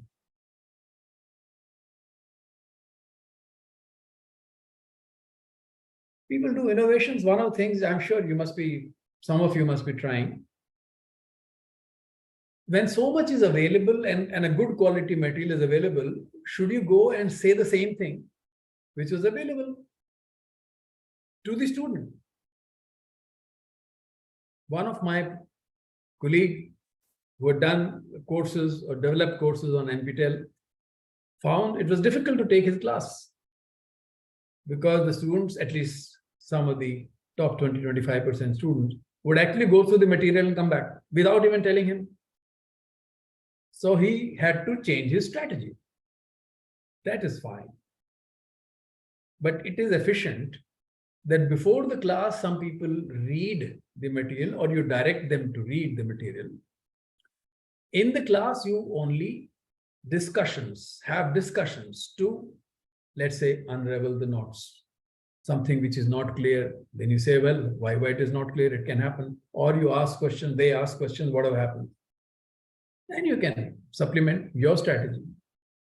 After the class, you can do certain things, not in the presence, but somewhere else they can do. Could be a completely technology driven also. Check their understanding. And the best part, of course, is they can communicate with you online and the peers and understand the material much better.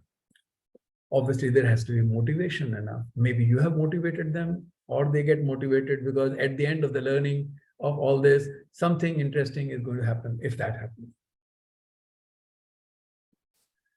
This term, I think people referred in the inaugural thing also, called the LMS. Many types of companies are making various kinds of things. You are also using, some are using partially, some may be using whole lot. I think the people from computer science and electrical engineering, or maybe some others also, may be using the full potential, possibly not. Some of us may not use full potential, but definitely during COVID, you had to do something. All this is possible. Course development, course management, storage, retrieval, your own material, you put it up, you can look at it. You are creating rubrics. What is a rubric? You were doing it anyway. You were not actually tabulating it, otherwise you were doing it anyway. But trying to make it more transparent. Feedback of the student, feedback from the teacher, all that is possible. Of course, like you're having the workshop, can help in case people have not been using that effectively. But I again believe if you're not using, does not mean you're not a good teacher. But if it is used, maybe not that your efforts are going to be less, but your outcomes could be better. Probably the communication with your students could be much better. Otherwise, in a normal class, what happens? 5 to 6 students, obviously, they like you, you like them. Interactions happen, but the rest, 80%, just are waiting for the class to finish. So rubrics, as I said, you've been doing informally in your own ways, but if you do it nicely, all the technology allows you to create your own for every assignment, for every test, so that the student knows what you expect from him or her, and therefore you evaluate only on what you expect from the student. That is what helps to develop faith, and learning becomes better. Well, when you're doing online, I always believe that synchronous is not necessarily the best, like the way we are talking. In the morning, we saw Professor P.B. Sharma went out of the loop for some time. Professor Sharma is an expert, not much of a problem. If suppose 20% of the students just could not connect, then becomes an issue. Time just goes off. So asynchronous is something which I always prefer. Technology for evaluation process. Every time we do a proctored evaluation, you can do proctored, non-proctored, think about it, make your strategies. The technology allows you to decide what you want to do. If you have confidence, like for example, there are 4 PhD students you are evaluating, you may give them online exam and believe that they are not going to cheat. Because finally, if they don't learn, their PhD is not going to complete. On that exam, they may. So for them, learning is the most important. If there is a undergraduate class or the first class, then maybe you will like to govern them, guide them one way or the other. All that is an important thing. So somebody say, what is the policy of SL? No, cannot be. My policy cannot be to just examine and leave the people in the open. My policy should be probably to make sure that they learn. And if that happens, then life will be very different. Questions, online, offline, doesn't really matter. Even if you're making offline questions have to be the one which actually meet your objective. That means your pedagogy was already there. Even if you are taking an exam offline, but your pedagogy, the management and everything else could be technology driven. So that at the end, you know which student actually needs what type of help.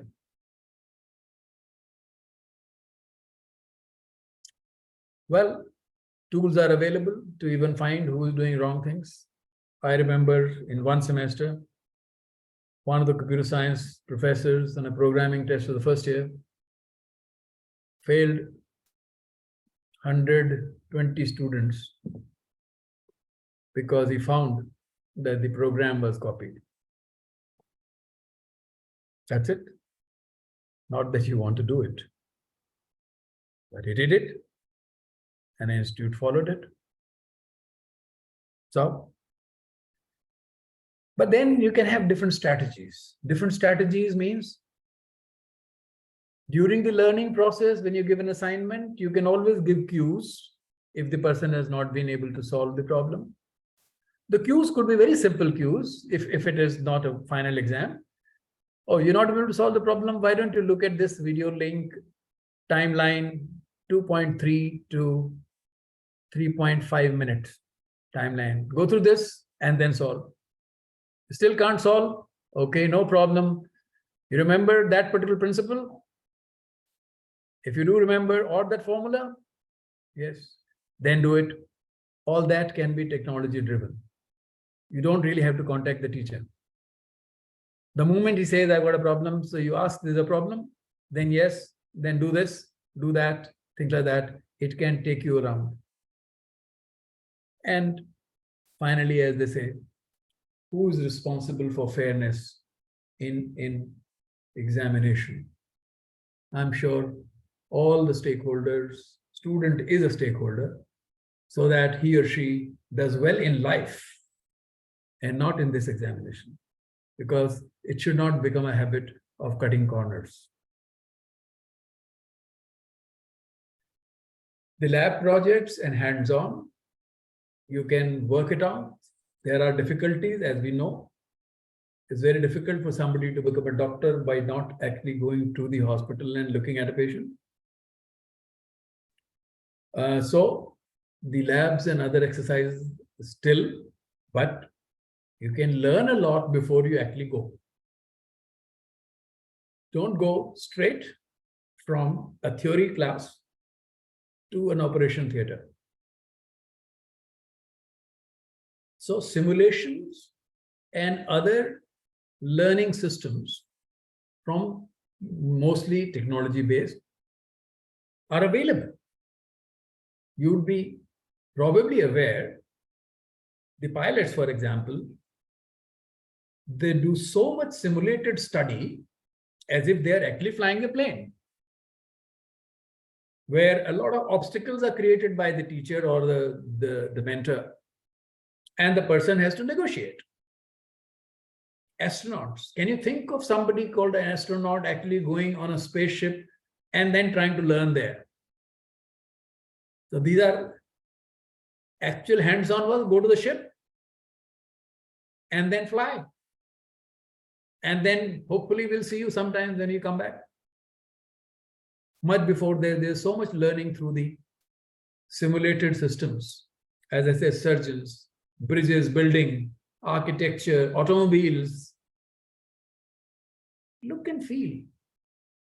Your house, if you paint it like this, or you put it this kind of a wall, how will it look? a textile which you want to actually touch and feel. You say, no, no, if I dye in this way or a print in the other way, how will it look? That also can be simulated before you actually start the loom. Therefore, from the teaching point of view also, a lot of things can be done, the hands-on part also, exactly not the hands-on, but much before, which is the most relevant part of it.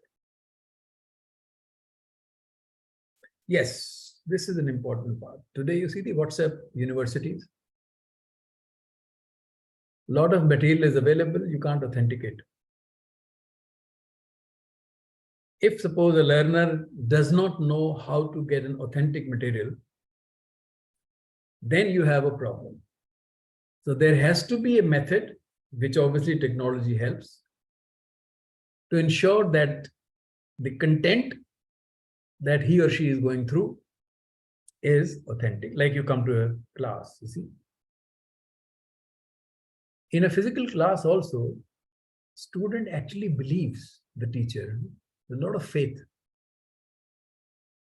Whatever you say and write, without going through the book or any other material, the person actually believes that you are saying the truth. And that is the biggest responsibility that you have. So authentic material is a very important part of it in the learning, so that no de-learning, unlearning, and those kind of things to be done at some stage.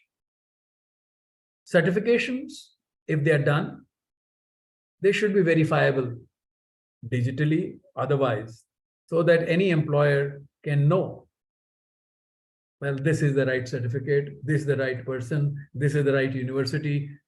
You see, how has this happened that in Canada, for example, a lot of students who went to study were told that, no, no, you got to go back. They had some degree, they had something they had, definitely. They got the visa and went there. And somebody said, well, now you got to go back. A pause. I think the time that we have is close to 1 o'clock. And somebody, a professor used to teach, for example, you say, well, after lunch is very difficult to teach. Why? You know, people come, they start sleeping in the class. So somebody asks, do you get worried when somebody sleeps? He says, no, I don't worry. It's okay. I don't even worry when they start looking at their watches at 1 o'clock. I only worry when they start shaking their watch to check whether the watch is working. I hope we have not reached that point as of now. There are a few more points that I might like to share with you before we call it a day. The strike in Hollywood, you remember? It is going on in Hollywood. Strike.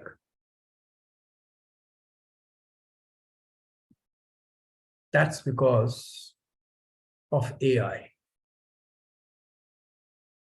Why? Because they believe writing a script, writing a story, doing anything, making a film is a very highly creative work. And because of that, they get money. If suppose you find whatever story that you want to write, ChatGPT can be used, or GPT-4 or any other such kind of a thing can be used to just create an answer, to create a story, to create a script, even make a film, which obviously will be very, very cost effective. If this is what happens, why would I go and buy any ticket? Why would any producer will put a lot of money to ensure that a film is made? They are worried. Even Elon Musk, who is one of the very persons in the world who likes to take a lot of risk in life, he also is worried. He also wants, let's slow down, let's slow down. AI in education will come, of course. Are you going to worry? You have to. Not because I'm not a computer scientist, therefore I cannot know what is going to be done, how to be done. That's not a problem. Problem will be that you had a goal. Make sure the person who you are interacting with learns. And you find that actually the learning is somewhere else, something else is being learned, not the one which was your objective. Either you are going to change your curriculum, no problem, or which will obviously be acceptable. You change your pedagogy, yeah. You should know what the person knows already, what the person can know. It'll be quite difficult to keep giving things which are different. So there is some kind of a pressure. The paradox. This is an exciting, potential is very exciting. Why each and every student can get what he or she wants. Learner, let's put it this way. Whatever you want, you can get it in manner in which you want, almost instantly. So it doesn't matter from where you belong. Talk about it, things can be done. But then people have those science fiction scenarios, where computers and robots are actually teaching your children, and there is no teacher, it's okay. Fear of replacing teacher is there. It is what happens when the automation and industrialization happen. I don't think today we bother about automation and industrialization. It's almost like creating nuclear energy. Only 2 bombs were used in the history of the world. The rest are using for nuclear energy generation. So we have a lot of hope. So the plus point we believe is there will be individualized attention much more than what happens with today's technology. Very measured and quick response to the learner. Decision making as to what to do, what not to do will be very, very quick and system generated. We would love to have a manual override if it is possible. Individual feedback, assessment, question bank with different difficulty levels. Some of these things are done even today. Like if you solve an easy question very easily, 3 questions, then a difficult question comes to you and not the same type.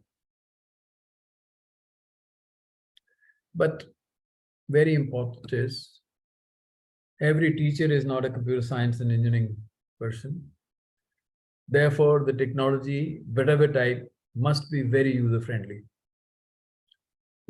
It should be versatile. For example, some people use Microsoft. Microsoft says, well, only proprietary software doesn't really work. So you should have material which you buy, technology which you buy or use, versatile from one laptop to the other, one operating system to the other. It should be able to switch from one to other. If open access, very good. Government and institutions are already working. I think COVID had done its job. Technology obviously makes sure the lifelong learning is not a dream. It's a reality. You can learn, age no bar. Technology obviously facilitates. If AI become part of your technology, it will accelerate. I think, thank you very much. There may be a lot of time and people must be looking forward to some kind of a break. That's tough. All the best. Take care. Thank you so much, sir, for expressing your valuable thought on very important topic in today's FDP, educational technology and higher education with all the participants. I'm sure participants have learned a lot from your outstanding views and highlighting major points related to teaching and learning skills. So with your permission, sir, I have I can see some questions which are here in the chat box. Can I put among them some questions here? Yeah, sure. Thank you, sir. So here is first just a question minute, by Dr. Shweta. Yeah. Sir, how to deal with the widening of fiscal gaps among the students and faculties due to technology? The gap, you mean? The learning? You see, Yes, for the learning. yeah, we have to be ahead of time, as they say. You know, like for example, when our child grows in a family, when the person was 3 years old versus when he is 13, and then when actually is 21, the behavior, the strategy of the parents to deal with the child changes. Obviously, the gap is increasing. We have to accept it. We have to accept it that a lot of knowledge is available. Now, if you believe that learner's knowledge is more than your knowledge, then there is a problem. If you believe that the learner knowledge is not more, but we have to assess whether the person has learned or not learned, then you can have your own strategies to bring him in, question, some simple question, which actually talks about a principle. If the person has not learned that and he can't actually answer your simple question, that means he or she needs help. And then your role becomes much, much more. So this gap is actually going to be reduced in that sense. But as I always believe, those who are working in the same area in which you're teaching, doing research in that area, some of the learning that you have from your own personal research will not be easily available. Your experience, unless you have already put it on a research paper that this is how you're supposed to handle things, so of course that is available.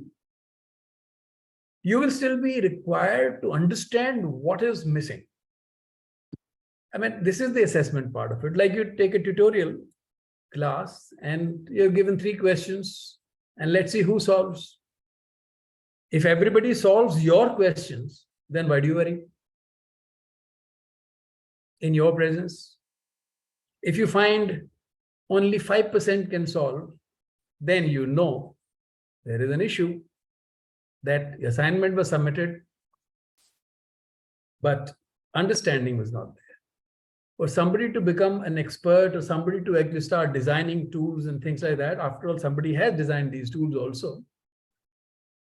So the back of the end work is much harder than the people who are using it. Much, much harder. Years of hard work and failures before a product comes. That's why I say, if you look at any product, you must understand how much work must have gone just to make a simple product like this. It costs 10 rupees, but everybody gives me everything today. The plastics, the ink, the ball, the metal, say, please make a pen. You have the knowledge, you know what to do. Then you say, I can't make it.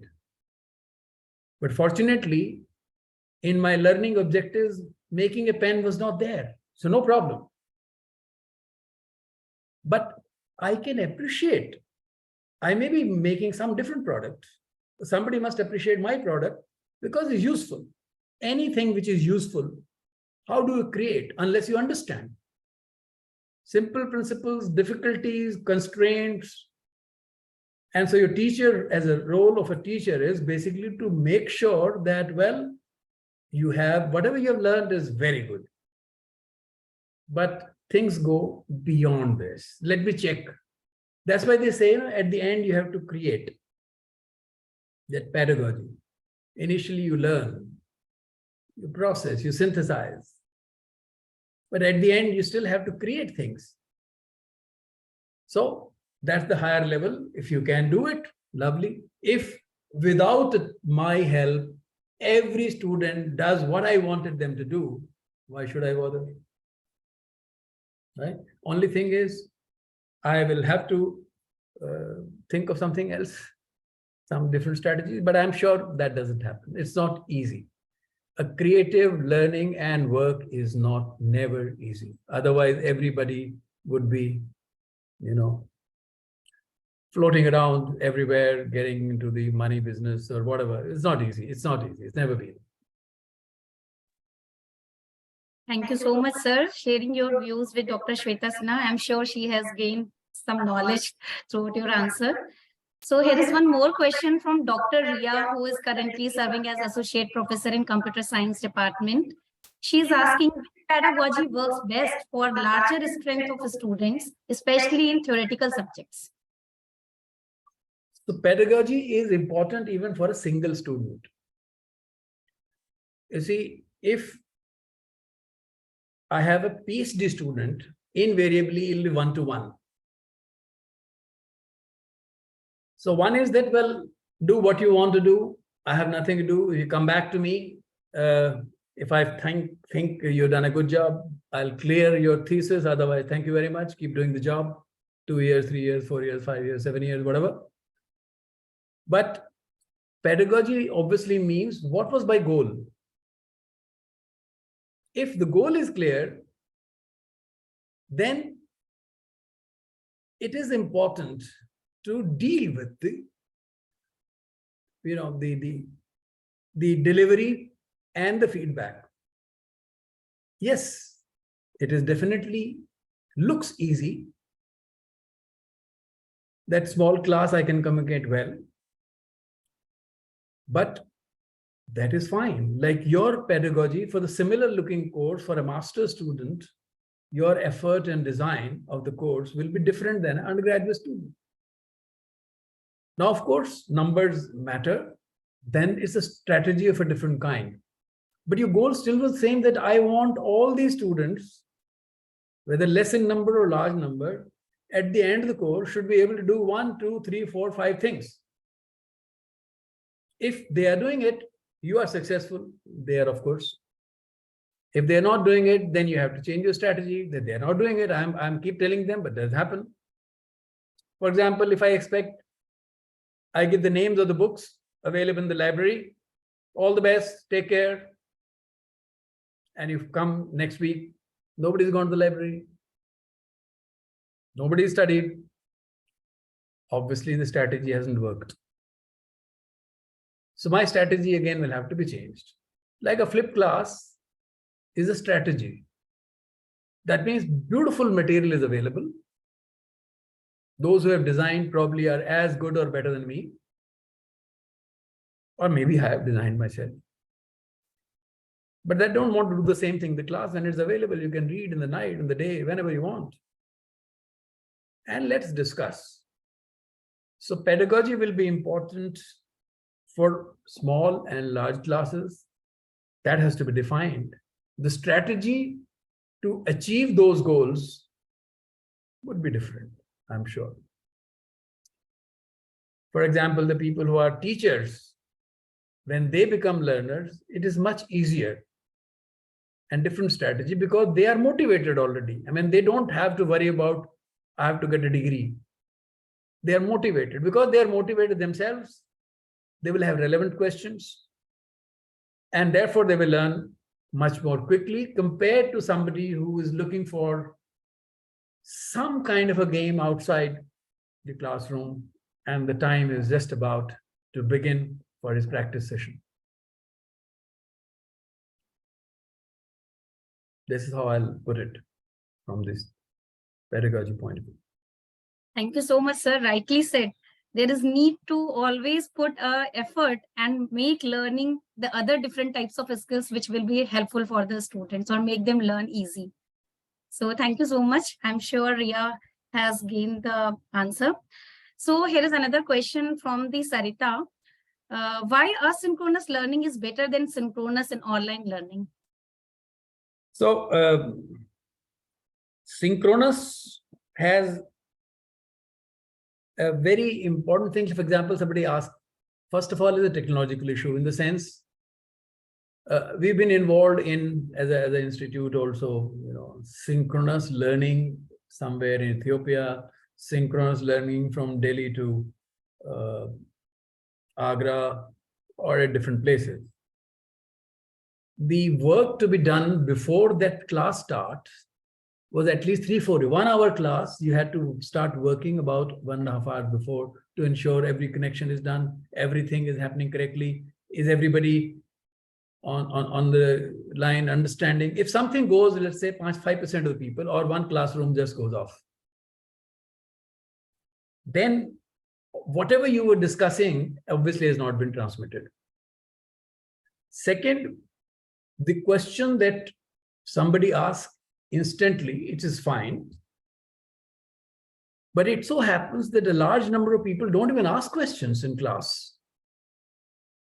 because immediately they're not able to express themselves as to what is the question that I want to ask. In an offline mode, one, that if your power goes off, the next hour the power comes, you can just do the streaming again and learn.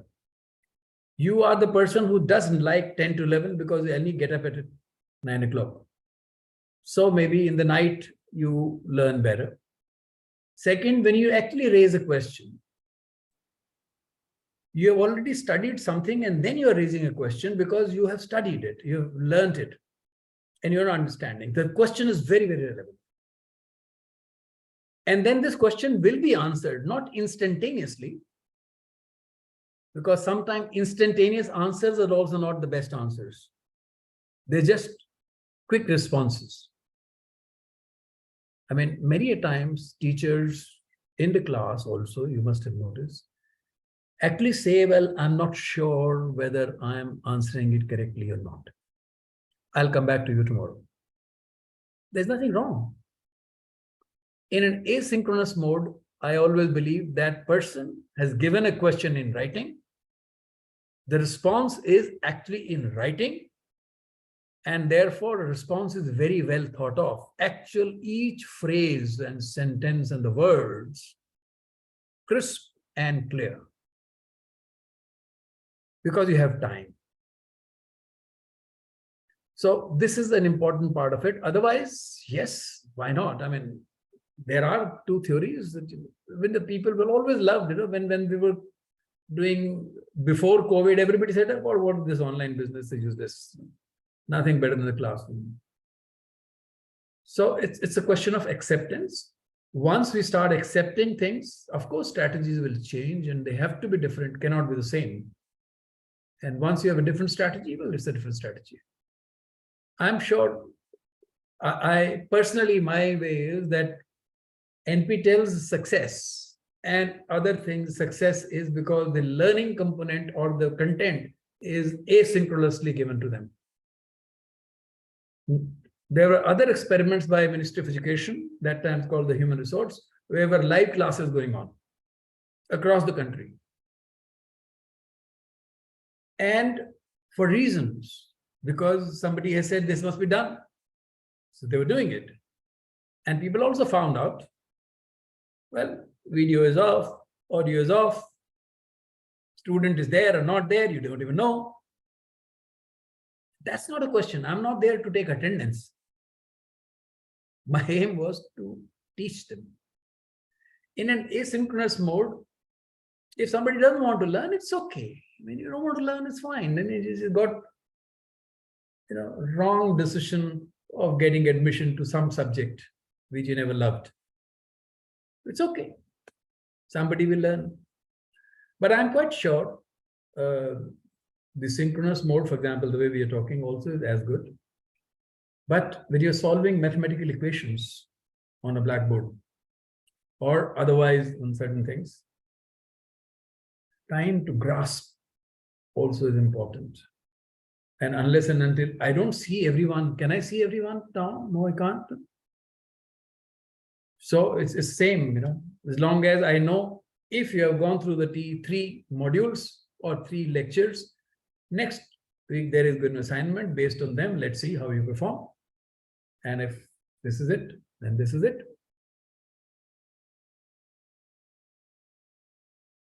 Yes, thank you so much, sir, sharing your views. in Sarita's answer. So I hope Sarita has got the answer. So, sir, here is one more question from the Dr. Vimal Singh. He is asking, kindly let us know whether content generated using ChatGPT or similar AI tools is acceptable for any given class assignments, internship, reports, etc., according to the existing policies in India world? Obviously, they will not be at the moment. If you learn, like the question is whether you will be able to find out whether it has been done by ChatGPT or not. If you can find out if it's done by ChatGPT, then action will be different. For example, during these COVID times when we're doing online examination, even at higher levels, master's class also,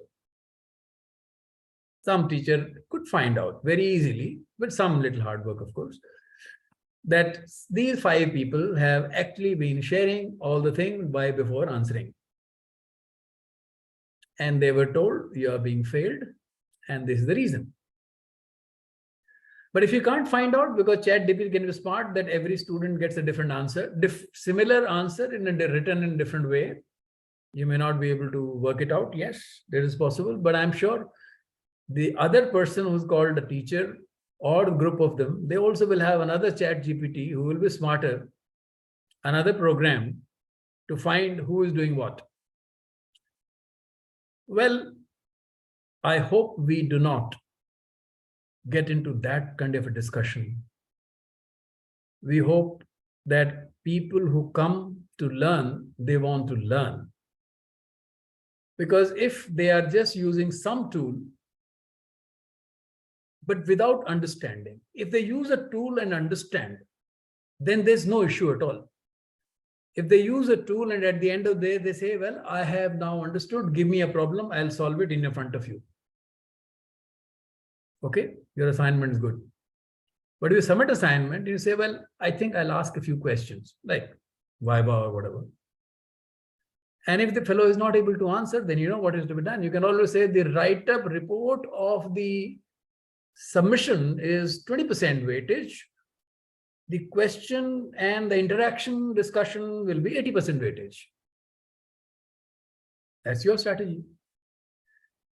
But not because you want to fail him or that you actually want to police him. The question is that you want him or her to learn. So any strategy that you adopt. So as of now, I'm not even sure how AI is going to penetrate into education. Yes, there are fears of not being able to meet the set objectives of whatever pedagogy that you may have used. Rightly said, learning is the key point. We have to highlight the learning all the time through any one of the mode, but it should be good for the students and learning points. So I'm sure Dr. Vimal has given the answer. Sir, one more question is here from the Dr. Sanjana Vij. How does asynchronous learning support the integration of multimedia and interactive resources to enhance learning experiences?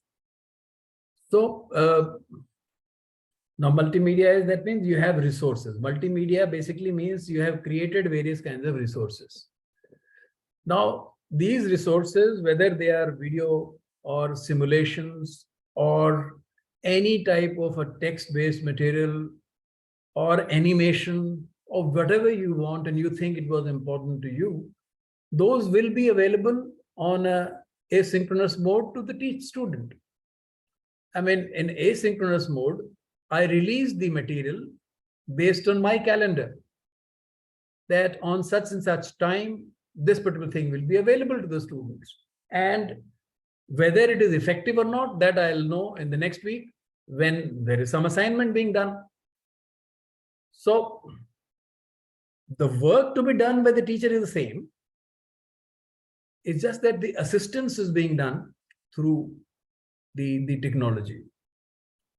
The design part of it, the course, is still the role of the teacher. What and how much weightage to be given to which section of the knowledge has to be decided by the teacher.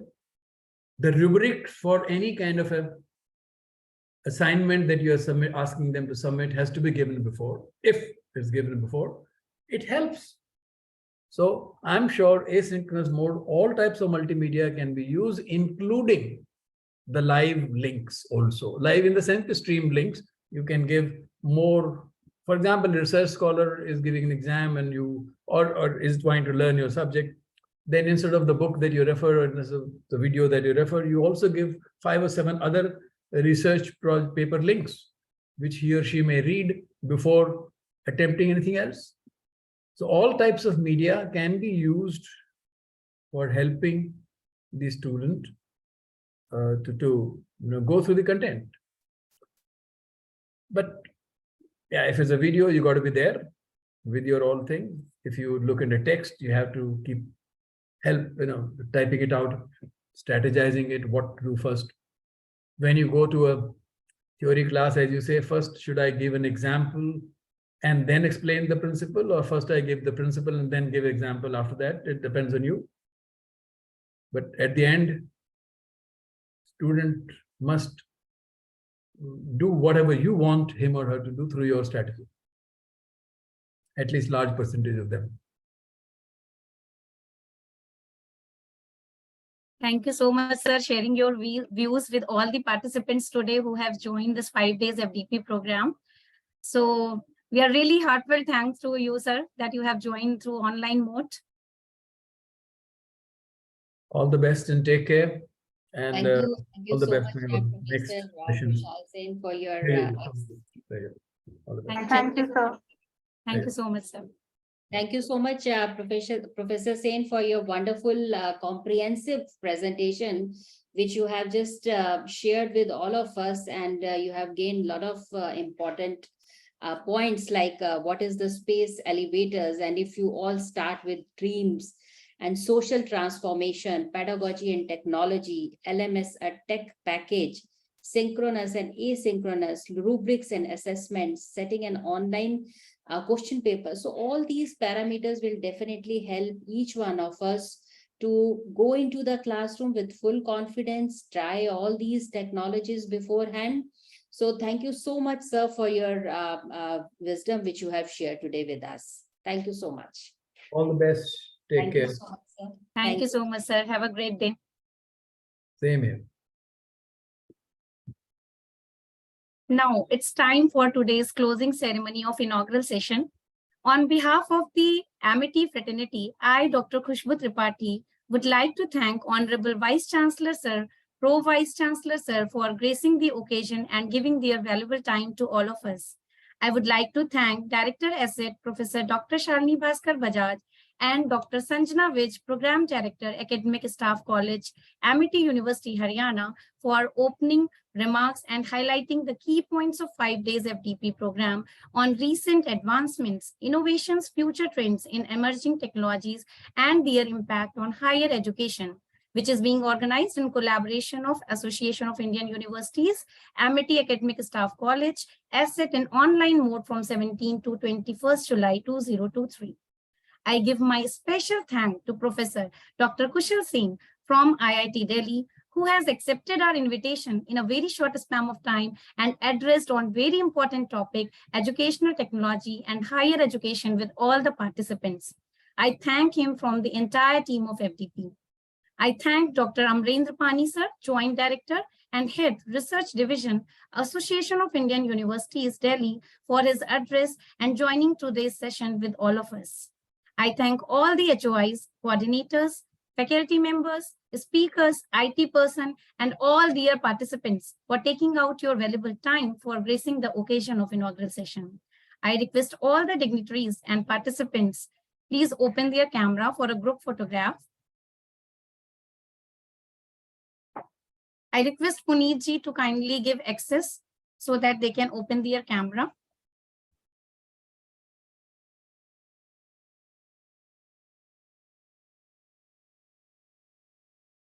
Thank you, Puneet ji. I request all the participants to please open their camera for a group photograph.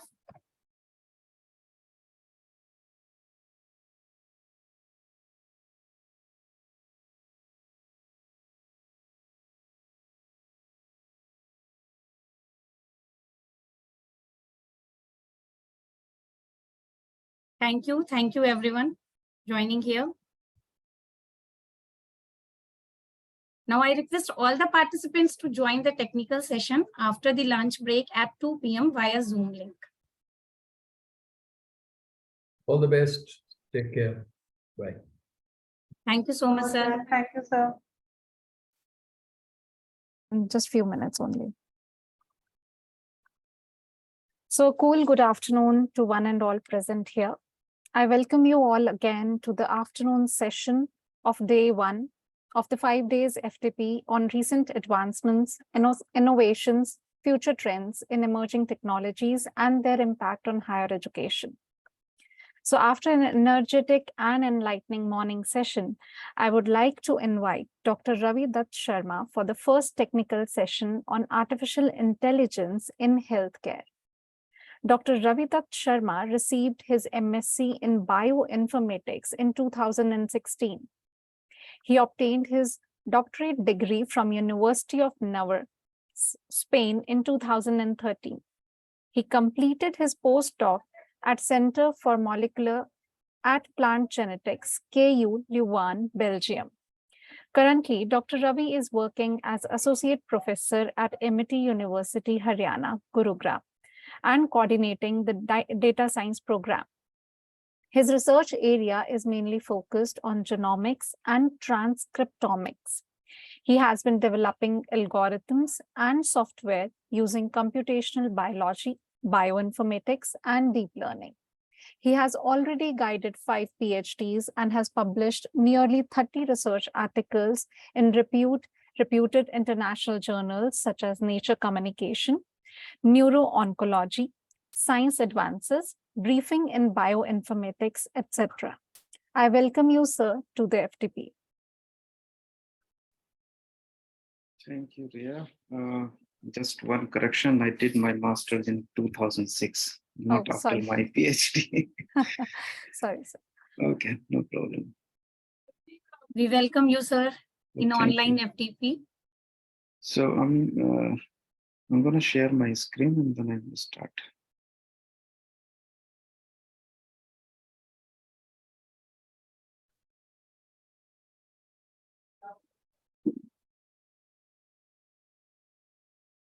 Is it visible? Yes, sir.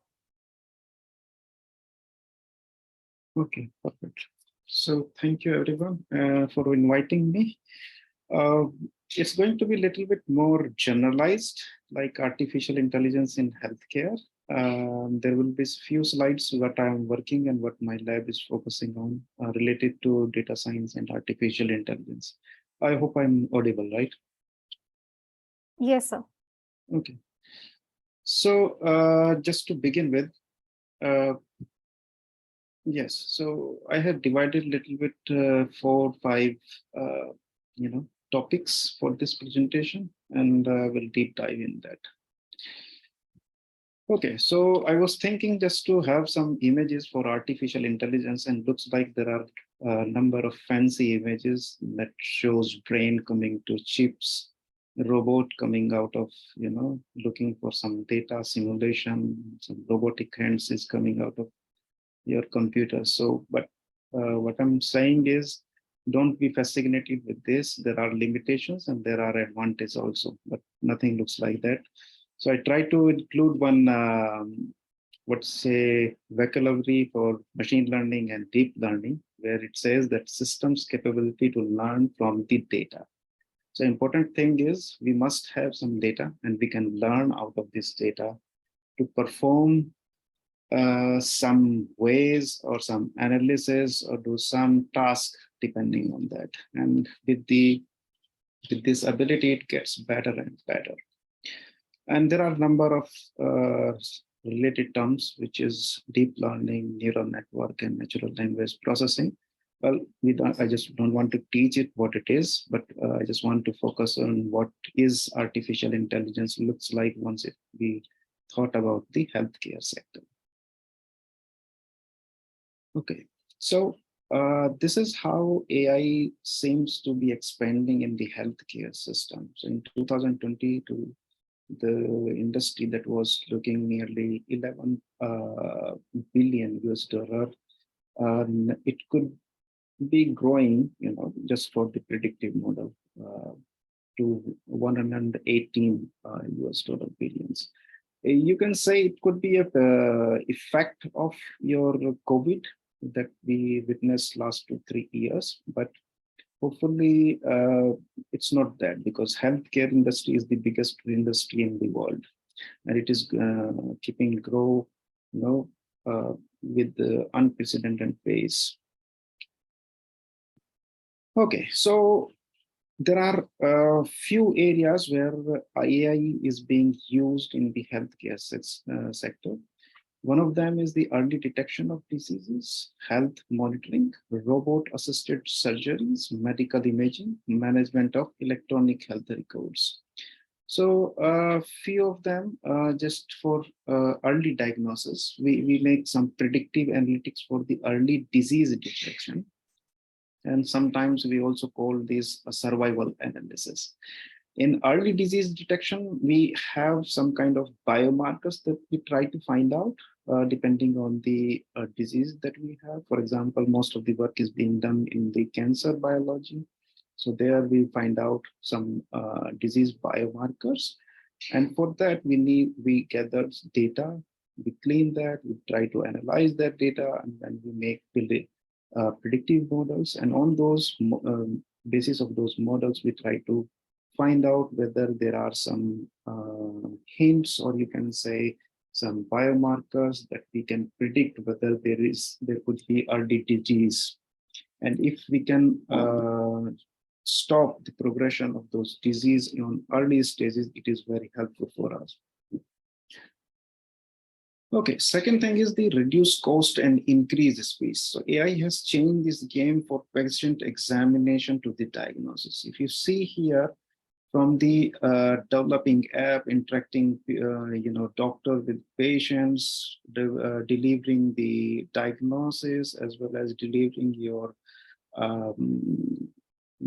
medicines to your patients, and also finding cure for those particular diseases.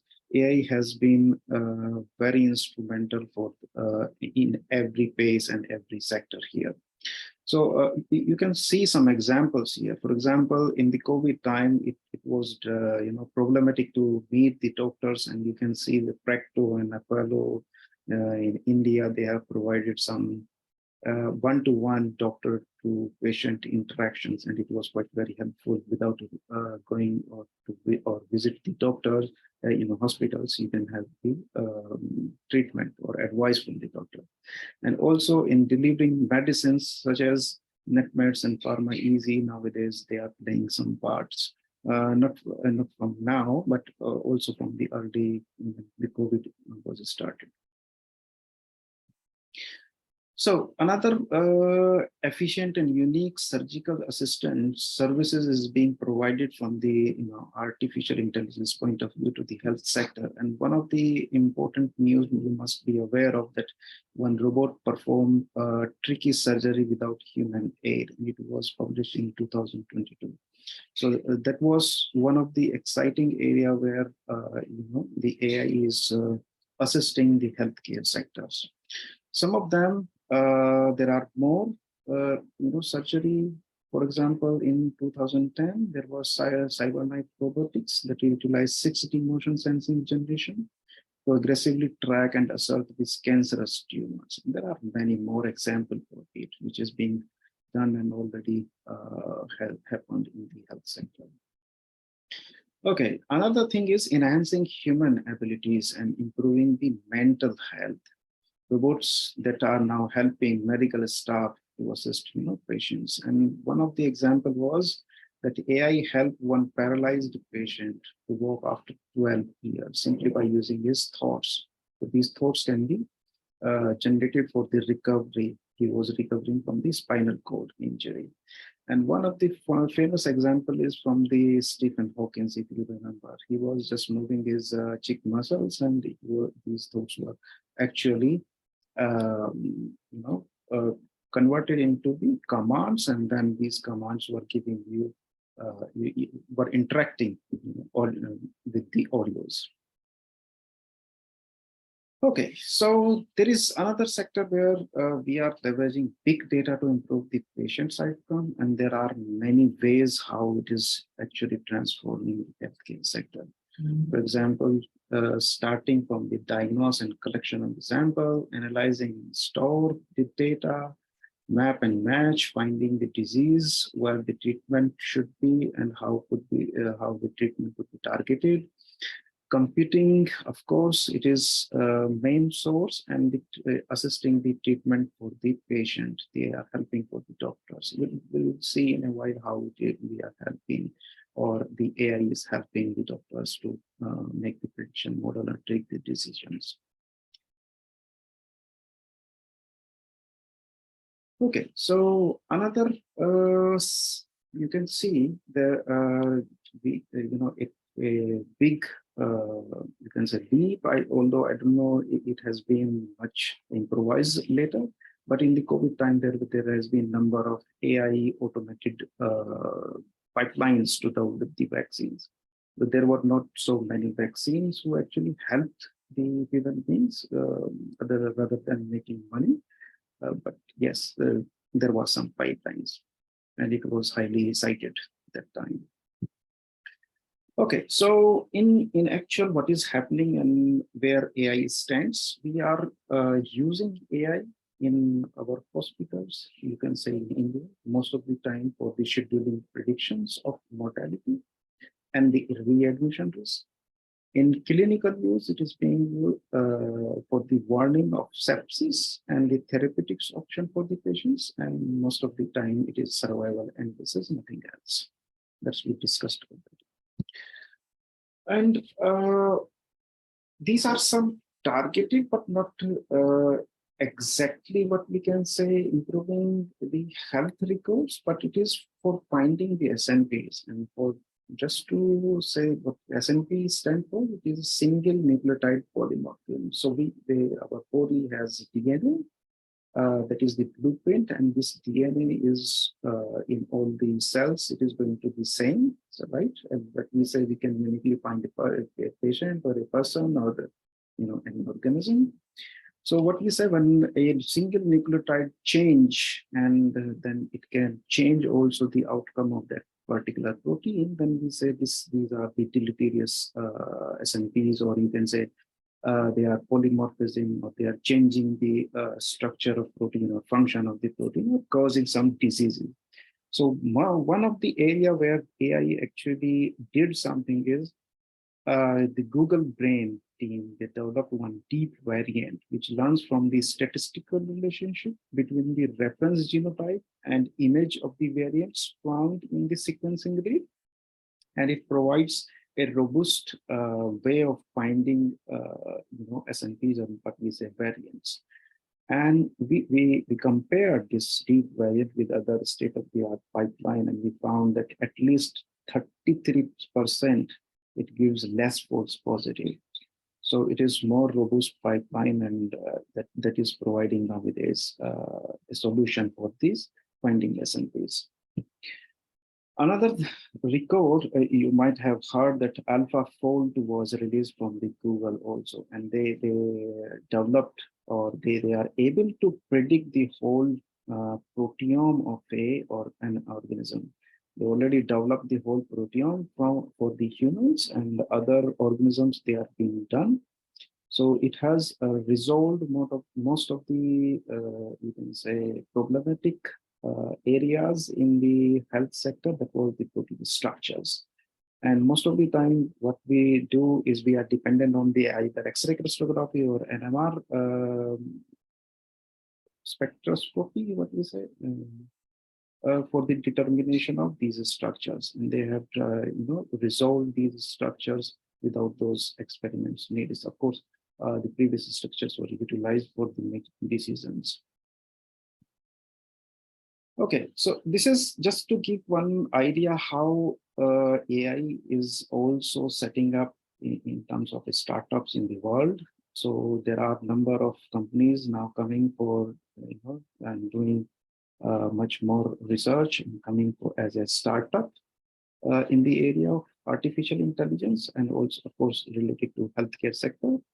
For example, BrainSight AI is using MRI-based SaaS platform to enable greater precision in neurological and psychiatric investigation. T-Health, they have developed one instrument without the radiation and non-invasive formula for finding the, you can say the solution for the, what we say, ultrasound, that technology. Okay, so also there is one do more diagnosis you can see here that provides V1 colorectal cancer marker, which is very important and there is upcoming startup, I think, in this area. Okay. In India, there are a number of companies that has been set up recently. For example, Sigtuple is there.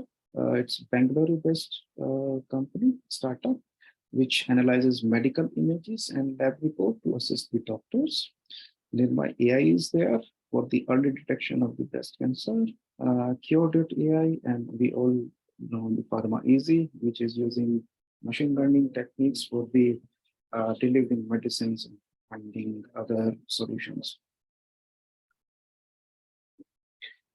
Okay, so now comes the part, what are we doing actually, apart from what is happening in the world? So this is our, you can say, small lab, which we call computational system biology and data science lab. Some people see in the right hand, you can see that they have been graduated. Two of them are in thesis submitted. One of them, Ankita, is defending a thesis to day after tomorrow. And there are some current and past members here.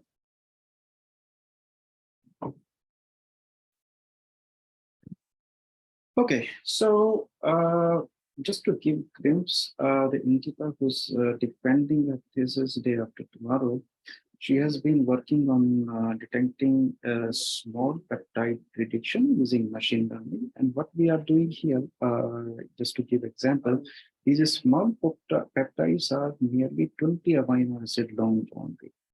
And these are most of the time we say secreted peptides because they play an important part in the defense mechanism. So what she has been doing, given the sequences, amino acid sequences, and some more features, properties of those amino acids, she is trying to find out whether she can predict the class of those particular peptides. So for example, if we have some sequences that is not defined as a peptide, can we find out whether it has characteristic of being a small peptides or not? So what she does, she took all the categories of these peptides and the sequences available, made a machine learning model and trained this machine learning model. And given a unknown sequence, now she can apply for this trained machine learning model to find out the class of these particular small peptides. And she has already published 2 papers for these methods that she has developed, which is we call MCR, multi-class classification software. Okay, another thing that we have been doing in our lab is the prediction of transcript structure and concentration using the RNA sequencing data. Now, this may be looking clumsy, but it's a big pipeline that starts from the topmost. You can see purple covered, and it goes from the pre-processing to number of analysis that you can see in green color. For example, differential expression genes, differential alternative splicing, finding differential junctions, to the survival analysis that I was referring in the beginning of this my talk, and network analysis, and the you can say construction of transcript structure and quantification of those abundances. So it was a part of the DPT project, and the Harsh mainly, she has developed this whole pipeline, and we have already published this pipeline and also submitted to the GIT Hub. It can be freely accessed. Okay, just to give a snapshot what it is actually. So if you think about our human body, our body is actually divided into different tissues. And these different tissues are having a unique you can say, smallest thing, which is called a cell, and each cell has the DNA or RNA that we say. Now, this DNA, we assume that we have throughout all the cells is similar, but what makes these tissues different is the expression of genes.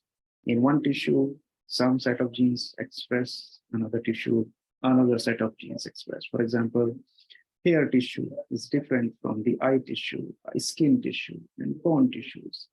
Heart tissues, all of them are different, so, right? That's what is the differential gene expression. We have different genes that express differently. Now, the same case happens when we have a disease state. So if you have a normal tissue, for example, lungs, and there is one tissue which is having a lung cancer, so there is something differently happen because of that.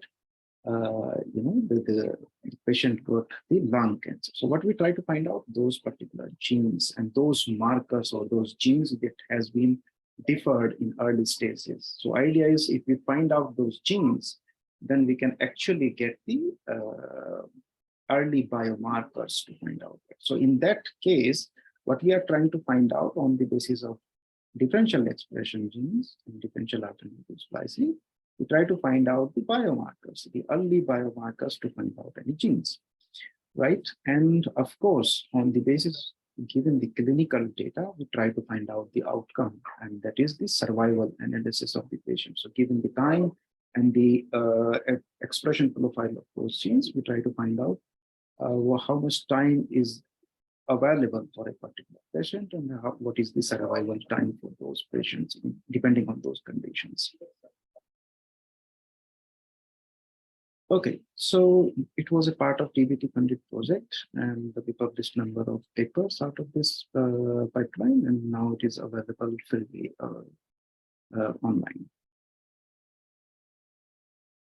Okay, so what we are thinking now for more development, that is utilizing this machine learning, we're trying to find out whether we can resolve the transcript structure. So that is upcoming, what we are trying to do right now. And we are also trying to develop this phase pipeline for the GPUs and parallel computing.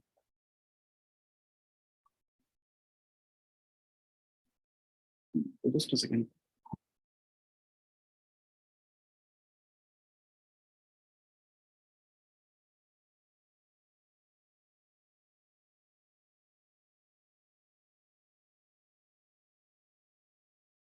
Okay, so what challenges that we have that we are facing, and of course, in the general purpose, what we can have. We need to understand that AI is not the solution for anything or everything. So number of people are coming most of the time that say that we want to apply for the artificial intelligence or data science. It is not the solution for many things.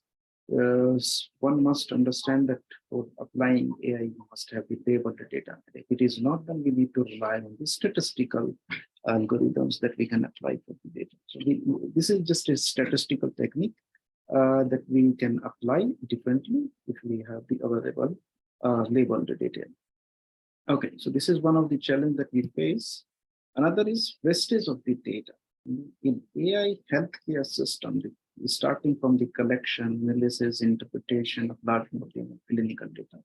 Our health industry actually alone introduced nearly 19 terabytes of clinical data every year. It seems very less for me because most of the data is actually wastage.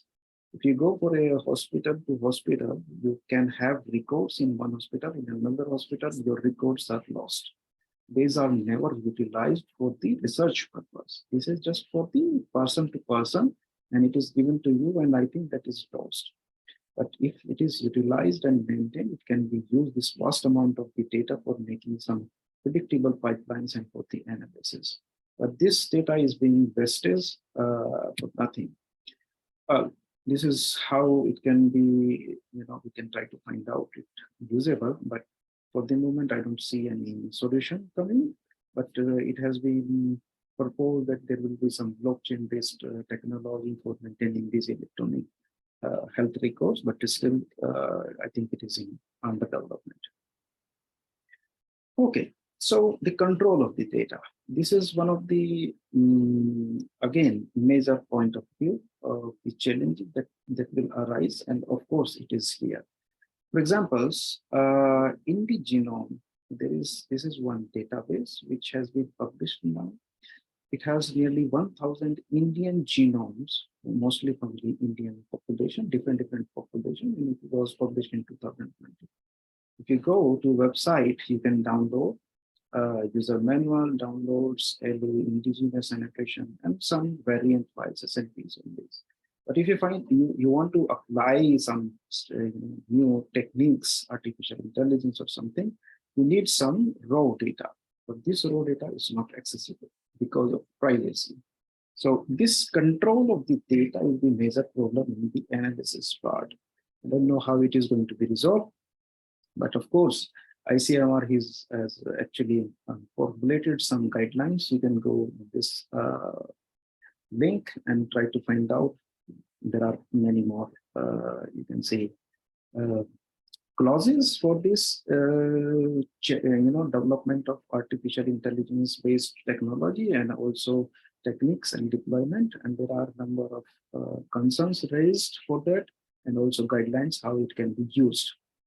So, for example, autonomy, safety, inclusivity, and risk management. And what I like more is the last part that I have taken as in red: accountability and the liability. So even if you make some technology and it causes some problem, then these functionality or flaws, designer, developer, and manufacturer may be held liable. So be careful what you are doing. It should be in responsible manners. Okay, so these are some general aspects how we can overcome these challenges in data implementation and adaptation. So these are some general purpose how it is, and that you can find out in it. But the challenges that I faced, I actually given in the previous slide. Okay. Another major point for that challenge I'm getting right now in the teaching, that is the use of ChatGPT. And I don't know if people are getting the same or not. It is being used in code writing, thesis writing, book writing, and even email writing. And a few days back, one of my students in Masters in Data Science got internship in one of the company, and he wrote me a mail using ChatGPT. It was a 3-page long mail just to tell me that he is joining that internship. So I wrote him back that he should write me one sentence that I'm joining this internship, and that's it. So these challenges, because your students are using thesis writing, book writing, email writing, and code writing, they are destroying the precious time that should be utilized to gain the expertise in actually for the analytical power that they can develop in this time, and for code writing, and they can do this thesis writing and book writing. But I don't know why they're using ChatGPT, just because they need to give only 2 or 3 inputs and it can give everything or generate all these things by itself. So I don't know if this is going to be a major challenge, though ChatGPT uses AI and it could be very good for the future, but nowadays it is destroying just our teaching plan. Okay, so what I think the future of AI in healthcare, in my point of view, side it is being used in the illness diagnosis, predictions, radiology, and pathology imaging, and the usefulness of electronic health records. It has very much a big potential in the personalized medicine to find, genetics-based medicine. You might be remembering that some medicine work on some people and the same medicine don't work on the another people. So those are the genetics-based fancies of the medicines, and it should be personalized. And it is upcoming area of the medicines where AI is going to work efficiently. Other thing, genomics and transcriptomics, we are using this for finding early biomarkers and of course for the survival analysis. Robotic assisted surgery, it has been in the news and I think it is going to deliver much more in coming areas. Also for the development of automated pipelines for the drug discovery for the diseases such as COVID that comes and hit the world. And it was very less time for the development of any of the vaccines or the drug. Okay, so with this, I think I would like to acknowledge for the work that we are doing, number of collaborators, my PhD supervisors, and of course, funding here, DBT, TST, and ICMR, though I have not shown you much of the work that our lab is doing, just for the sake of the area for this talk. And I thank you all, and if you have any question, I'm happy to answer.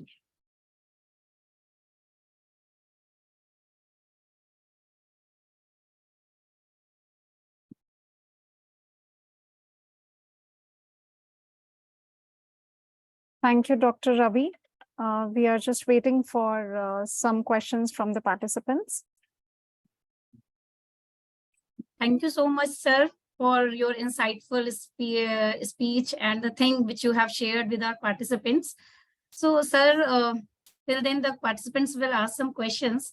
I have a query, like my students, those who are working in the data science field or related to engineering and technology field, they are mostly they're asking about, the data, from where we can get the data. Suppose someone wants to work with AI in robotics, or maybe AI uses in healthcare as a broader area. So how they can get the data and how they can work on the data, which software will be better for them in the near future, and how they can explore more in the research part. Could you please highlight few points? So just for starting point of view, you can have a standardized data set. Most of the time, some starting point is the Kaggle. If you go to Kaggle, you can find out a very standard data set, and they also give some, you have a standard set of algorithms that has been applied to those data sets. So you can download for the starting point. And once you have a starting point, then you can develop, okay, what more standardization of these data is required. And most of the time, there's some data you can find in open access, and some data is actually controlled data, which is the challenge for us. And that open access has to done, I don't know why people do it, but of course, there are a number of problems, ethics related, privacy related, and many other things. But then comes the collaboration part. If it is related to hospital, we usually collaborate with the hospital. For robotics and AI, I think the industry is unique to collaborate with. And they must have some standardized data set for that. And then you can apply. For the application part, how you are going to apply, I'm the open source guy. So I use our statistical tool. If it is available, it is fine. If it is not available, we try to develop our algorithms, and we can actually write the code for it. So that will work. Implementation part is you need computational power. Yes, exactly. Yes. Thank you so much. Yes, over to Ria. Dr. Ria. Yes, so there's a question from Dr. Sinha. She's asking, what are the challenges associated with the collection and processing of healthcare data? Well, there are many. Even you need to, if it is the data is coming from hospitals, then you must have a clearance, ethical clearance. Even if we write a project, you see that in Amity University, Haryana, we have ethical clearance committee. You must submit your project proposal to that ethical clearance committee before submitting anywhere, even taking the academic approval. And once the approval comes from the ethical clearing committee, then you can apply for the funding. So there are many challenges related to that, and that's why this data is most of the time not available in public domain, and it is controlled access data. For example, TCGA data we have. This is a cohort for the cancer patients. And we can write some grant and give the idea of the project, and then we can apply for those controlled access data. And then this particular committee, they review, it takes 1 or 2 months, and then they can give you the access. So once we got access for nearly 12 terabyte of the data from PCG, and it took nearly 3 to 4 months for us. Okay, so are there, sir, any cases like where people have given consent that they will not be misusing the data, and there are Of course, once you are writing those forms, filling those forms for those data, you need to furnish each and everything. And even once you are publishing those related findings out of that data, you need to send your manuscript to those clearing committee so that they can take conjunctions of that particular whole manuscript. And then once they say, okay, go ahead, then you can go for the publication. Otherwise, there will be a problem once you publish the data without their consent. So are there any laws and order also which actually, if someone does not go along with the permissions, so are there any laws and order also maintained for this? Suppose there are many things, in research, if something is retracted, then it is a problematic. So just to avoid that, you should send and take the consent from the appropriate. It's better to go with follow the line. Yes, sir. Sure. So there's another question. How successful are robotics for surgeries?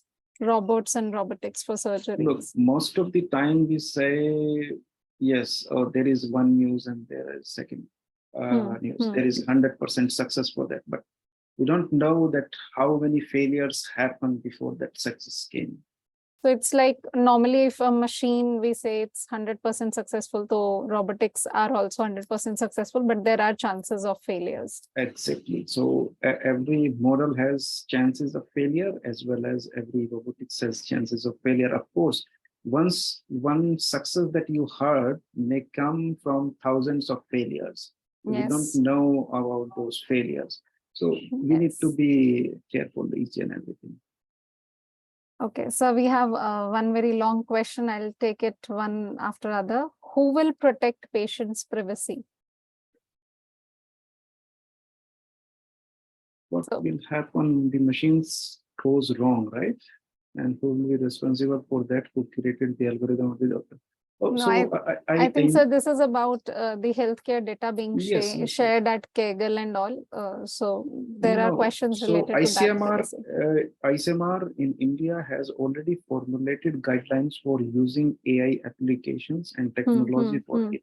And they clearly, and I mentioned in red color, clearly that the person who created that will be responsible or held responsible for this mishappening related to machine learning. Okay. Okay, so one must be responsible and of course use wisely all these stuff. Just goes like, and who will be responsible for the leak of this patient privacy? Who created the algorithm or the doctor? In India, most of the time, the data is not given for the, even research purpose. And even if it is given to the research purpose, it is already, you can say, truncated data. You don't know the patient names and other stuff. It will be patient 1, patient 2, patient 3. Because I have been dealing number of students who has, they are working on the ICMR project. I do have ICMR project room and some PhD student working. So the data related things is quite problematic. First, that person with the ICMR, we thought that we will get most of the data. Then 60% of the data. Then it comes to 33% of the data. Now they are asking how much data you just need to actually defend the thesis. Yes. So this is how it is getting truncated and truncated. I don't know. We say in data science or machine learning that the larger the data set, you have less chances of errors. Leaking and errors also. Yes. So, and we are getting less and less amount of the data, and it is getting again less. So I don't know Yes, when the data doesn't have identity attached to it, so there is Exactly. no patient privacy issue So actually. that is what the solution we are coming up, and the government is coming up. For example, health related for data is maintained by the ICMR, so they are giving the guidelines for that. I have included one that policy document from ICMR. It is very recent and it is quite elaborative. So, sir, there is one more question by Dr. Jyoti. She asked, what will happen if machines go wrong? So there are so many machines which help us check our blood pressure, our oxygen levels and all. So what is actually the percentage of machines which can give you wrong data? Look, for example, blood pressure, these are some machines working, not working on AI. They are not giving anything. They're But for normal. these machines, and also these are like our statistical methods. Right? We have always chances of getting errors, and we always get errors. Okay. There is no method which is actually without error. So of course, for blood pressure also, there will be plus and minus. If you try to find out the document of that particular machine, you will see how much plus minus these readings can vary. Okay. Right. So these are also prone for the errors. So you need to always rely on okay, if even 2 or 3 points it is varying, there is no, of course, if it says, okay, 80, 120, of course, your blood pressure is almost near to perfection. If you have 150, 160, 2 or 3 points error doesn't make any sense. You have high blood pressure. Okay, so like blood pressure is a non-critical parameter, I'll say. Who says it is critical? I mean, you can have brain hemorrhage even if your blood pressure goes but to if I go to more critical parameters like ECG machines and when it comes to heart rate monitoring, so if any such machine gets any flaw, every machine has its own standard errors. No machine is actually devoid of any errors. Every machine has some standard errors they can cause. So nobody is perfect and no machine is perfect. Okay. So we have one more question. What are the ML algorithms that are mainly used in healthcare? Machine learning algorithms used in healthcare? It depends on the data. Exactly. Okay. Okay. So which data you have, and depending on those data, you need to find out which method is working. Right? Simple, supervised, unsupervised machine learning. Nobody is going to say that which data or which algorithm is going to perfect on that. Maybe one algorithm is working perfectly on that, but it is taking so long time to converge, right? For example, SVN, we can apply.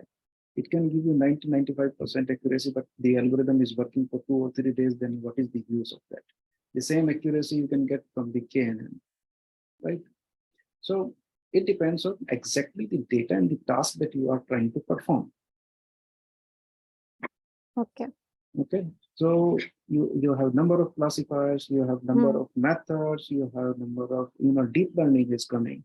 You have deep learning method, they extract all the features and everything by itself, and they try to relate to the data and comes up with the solution. So it depends on you which data you have and which algorithm is going to work. Once you apply, then you will know that, okay, this particular algorithm is working for us. Otherwise, if I give you one simple example, next day you will come to me and say, oh, this algorithm is not working. Right. Right. Got it. So this is what, for example, one example is Google Net has given ImageNet. One method is there for deep learning, right? So it works most of the time for the image data perfectly, and they have shown that it is quite good, and it works. One of my students is working on this brain tumor. Right? Okay.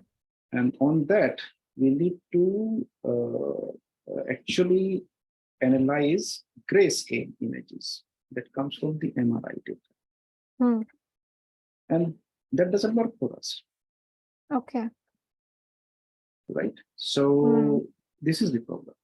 So it is situational, or you can Yes. say, All the methods and data, it Hmm. depends which data and which algorithm will actually make a pair. okay. Got it. Fine, sir. So there's one more question from Dr. Dubey. She asked, will AI lead to less human contact in healthcare? Or you can say a less human involvement. You know, if you go to a hospital, such kind of aims, Hmm. doctors are like AI there. Hmm. So there are so much of patients, and they have so much of accuracy. I don't know. It is just to unburden the load of doctors. I don't know. This is going to be, have less human contact. For example, we have techniques, but in the end, we need the advice. And Yes. it can have many, the question is actually tricky. Yes, It's not exactly related to that doctor relation, but it depends how it is going to. But hopefully, AI should be used for the beneficial time management and management of the health records. If Hmm. it is in this right direction, then of course it is going to be do good things, save times and lives of the patients. So I feel the question is similar to use of robotics in surgery. Exactly. But it is a similar question, I feel. Yes. Like we say, robotics cannot do the surgery without human In intervention. India, we are more careful in each and every aspect. We don't use directly robots for the surgery. Well, it is just experimental purpose. But not right now. I have not seen. I want to ask a question that you said that data is truncated when it's with ICMR, it's 60%. After that, 30% truncated and shorter and shorter and shorter. Okay. That was my okay, one of my that is a students who is probability. working. Okay. But the student who was working on a research AI in healthcare, then if the student will not get the proper data, then how the research will go on? This is the question. That is what we are trying to figure out. Okay. Yes, that is where that Because person if is we stuck don't have the now. correct data, if we don't have anything, then how we will go on a research and give the proper exact future, These are the innovation and constraints other that we things. have.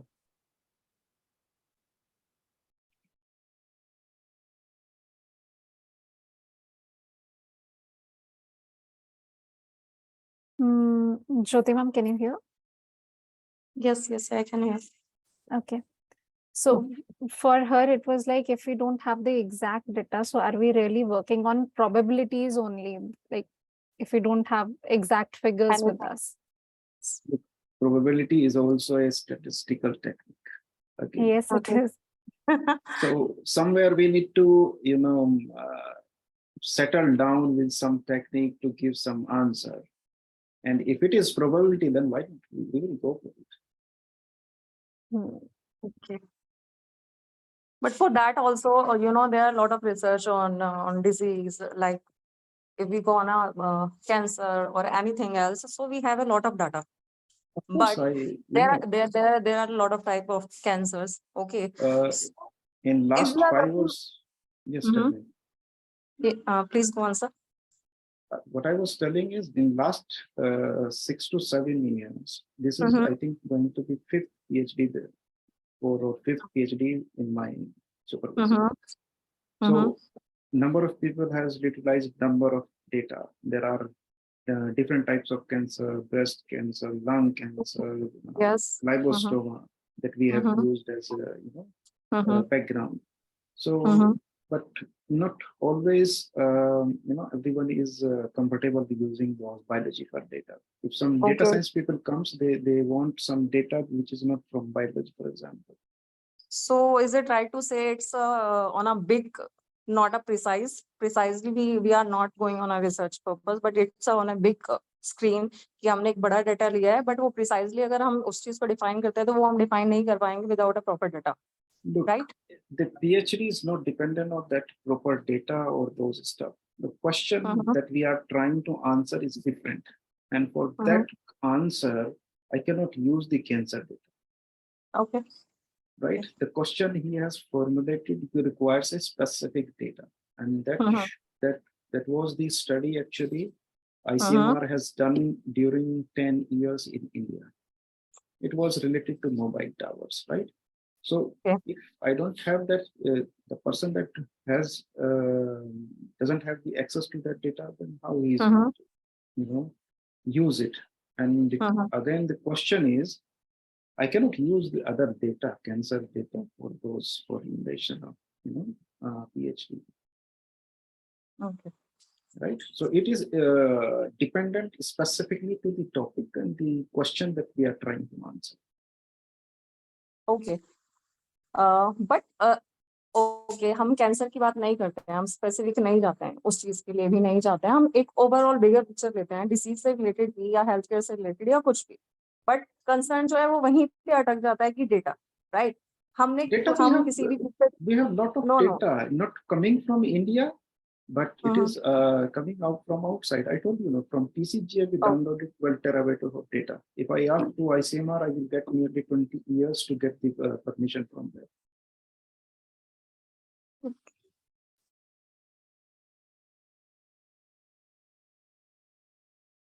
Jyoti ma'am, I hope it answers your questions. Or do we have another set of questions?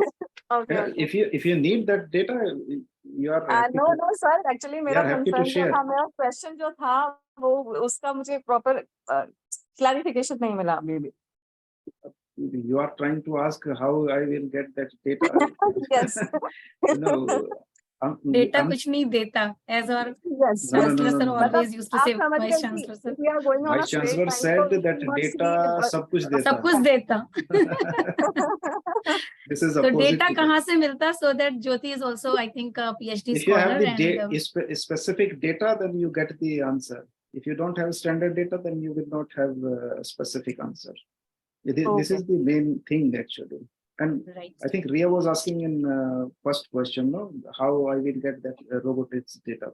Yes, yes. So most of the time we try to collaborate, though it is international or maybe national. So then you can have. Now I get it. So sir, so for a case like अगर हमारे पास कोई database है 1000 patients का, and if we take any one particular disease, maybe cholera, so सब patients का जो data है वो with area भी तो change होता होगा, मतलब parameters change होते होंगे क्योंकि वहाँ का person ही change हो जा रहा है. नहीं, person is changing. So if I have a particular disease and there is a, say for example thyroid, so I am a female, there are males who are having thyroid, तो उन दोनों के भी तो parameters vary करते होंगे. Those things comes under normalization. We have errors in experiment. Yes. We have errors in setup. We have errors once you are doing some experiments, when you are extracting the data, how it was taken, maybe what was the time, what was the specific weather when it was taking, right? Some samples may get degraded or something. These comes errors, and these errors we need to remove. Once we do any statistical analysis, we standardize the data. And one of the technique called normalization. We try to normalize those errors. And once we normalize, then we assume that our data is actually free of any errors, and then we can formulate our hypothesis. Okay. Standardization of the data is necessary in each and every aspect. It is. Dr. Ria, here is one more question in the chat box by Yes. Dr. Sujit Dalal. Can you take up, please? Yes. So there's one more question, sir. So what will be the role of generative AI in ethical impact of healthcare system, like medical report writing? A question, there are many things. Medical report writing of generative, I don't know how much it is going to be applicable here. Okay. But generative AI is getting much more attention nowadays. But if I try to see in Indian scenario, it is quite far away for development, but of course it will come one day, right?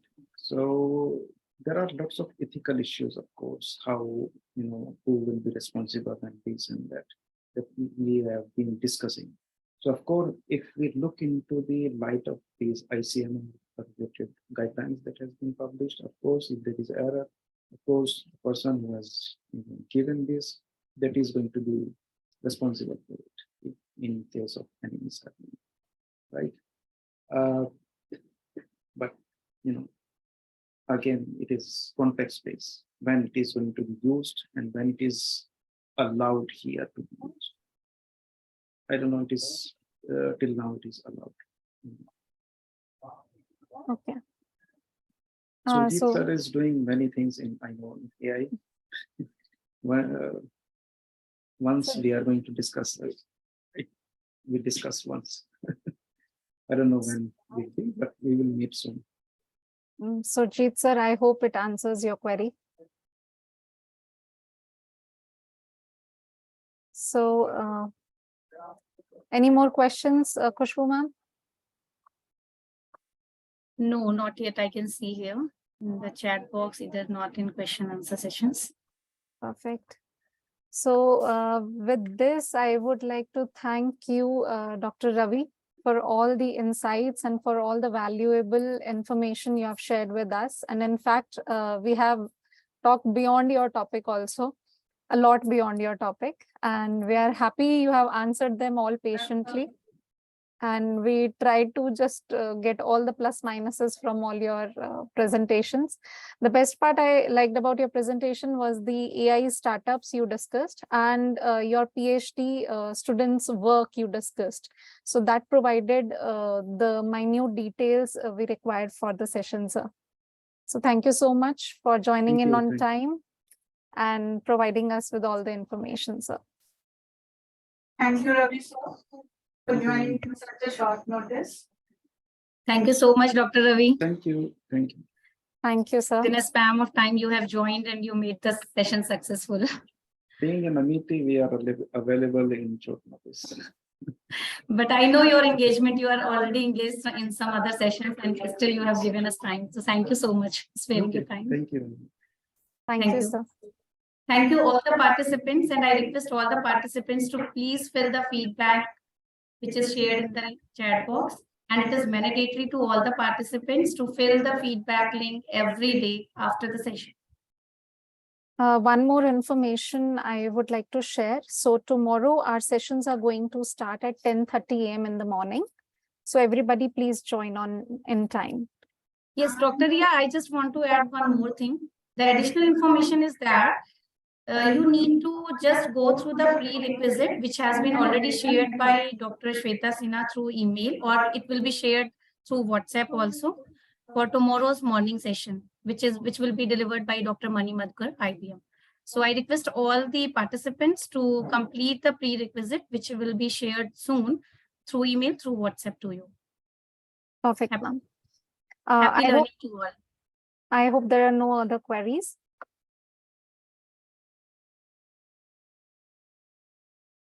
Fine. So let's meet tomorrow at 10:30 a.m. With all the prerequisites to be sent on the WhatsApp group. Thank you all.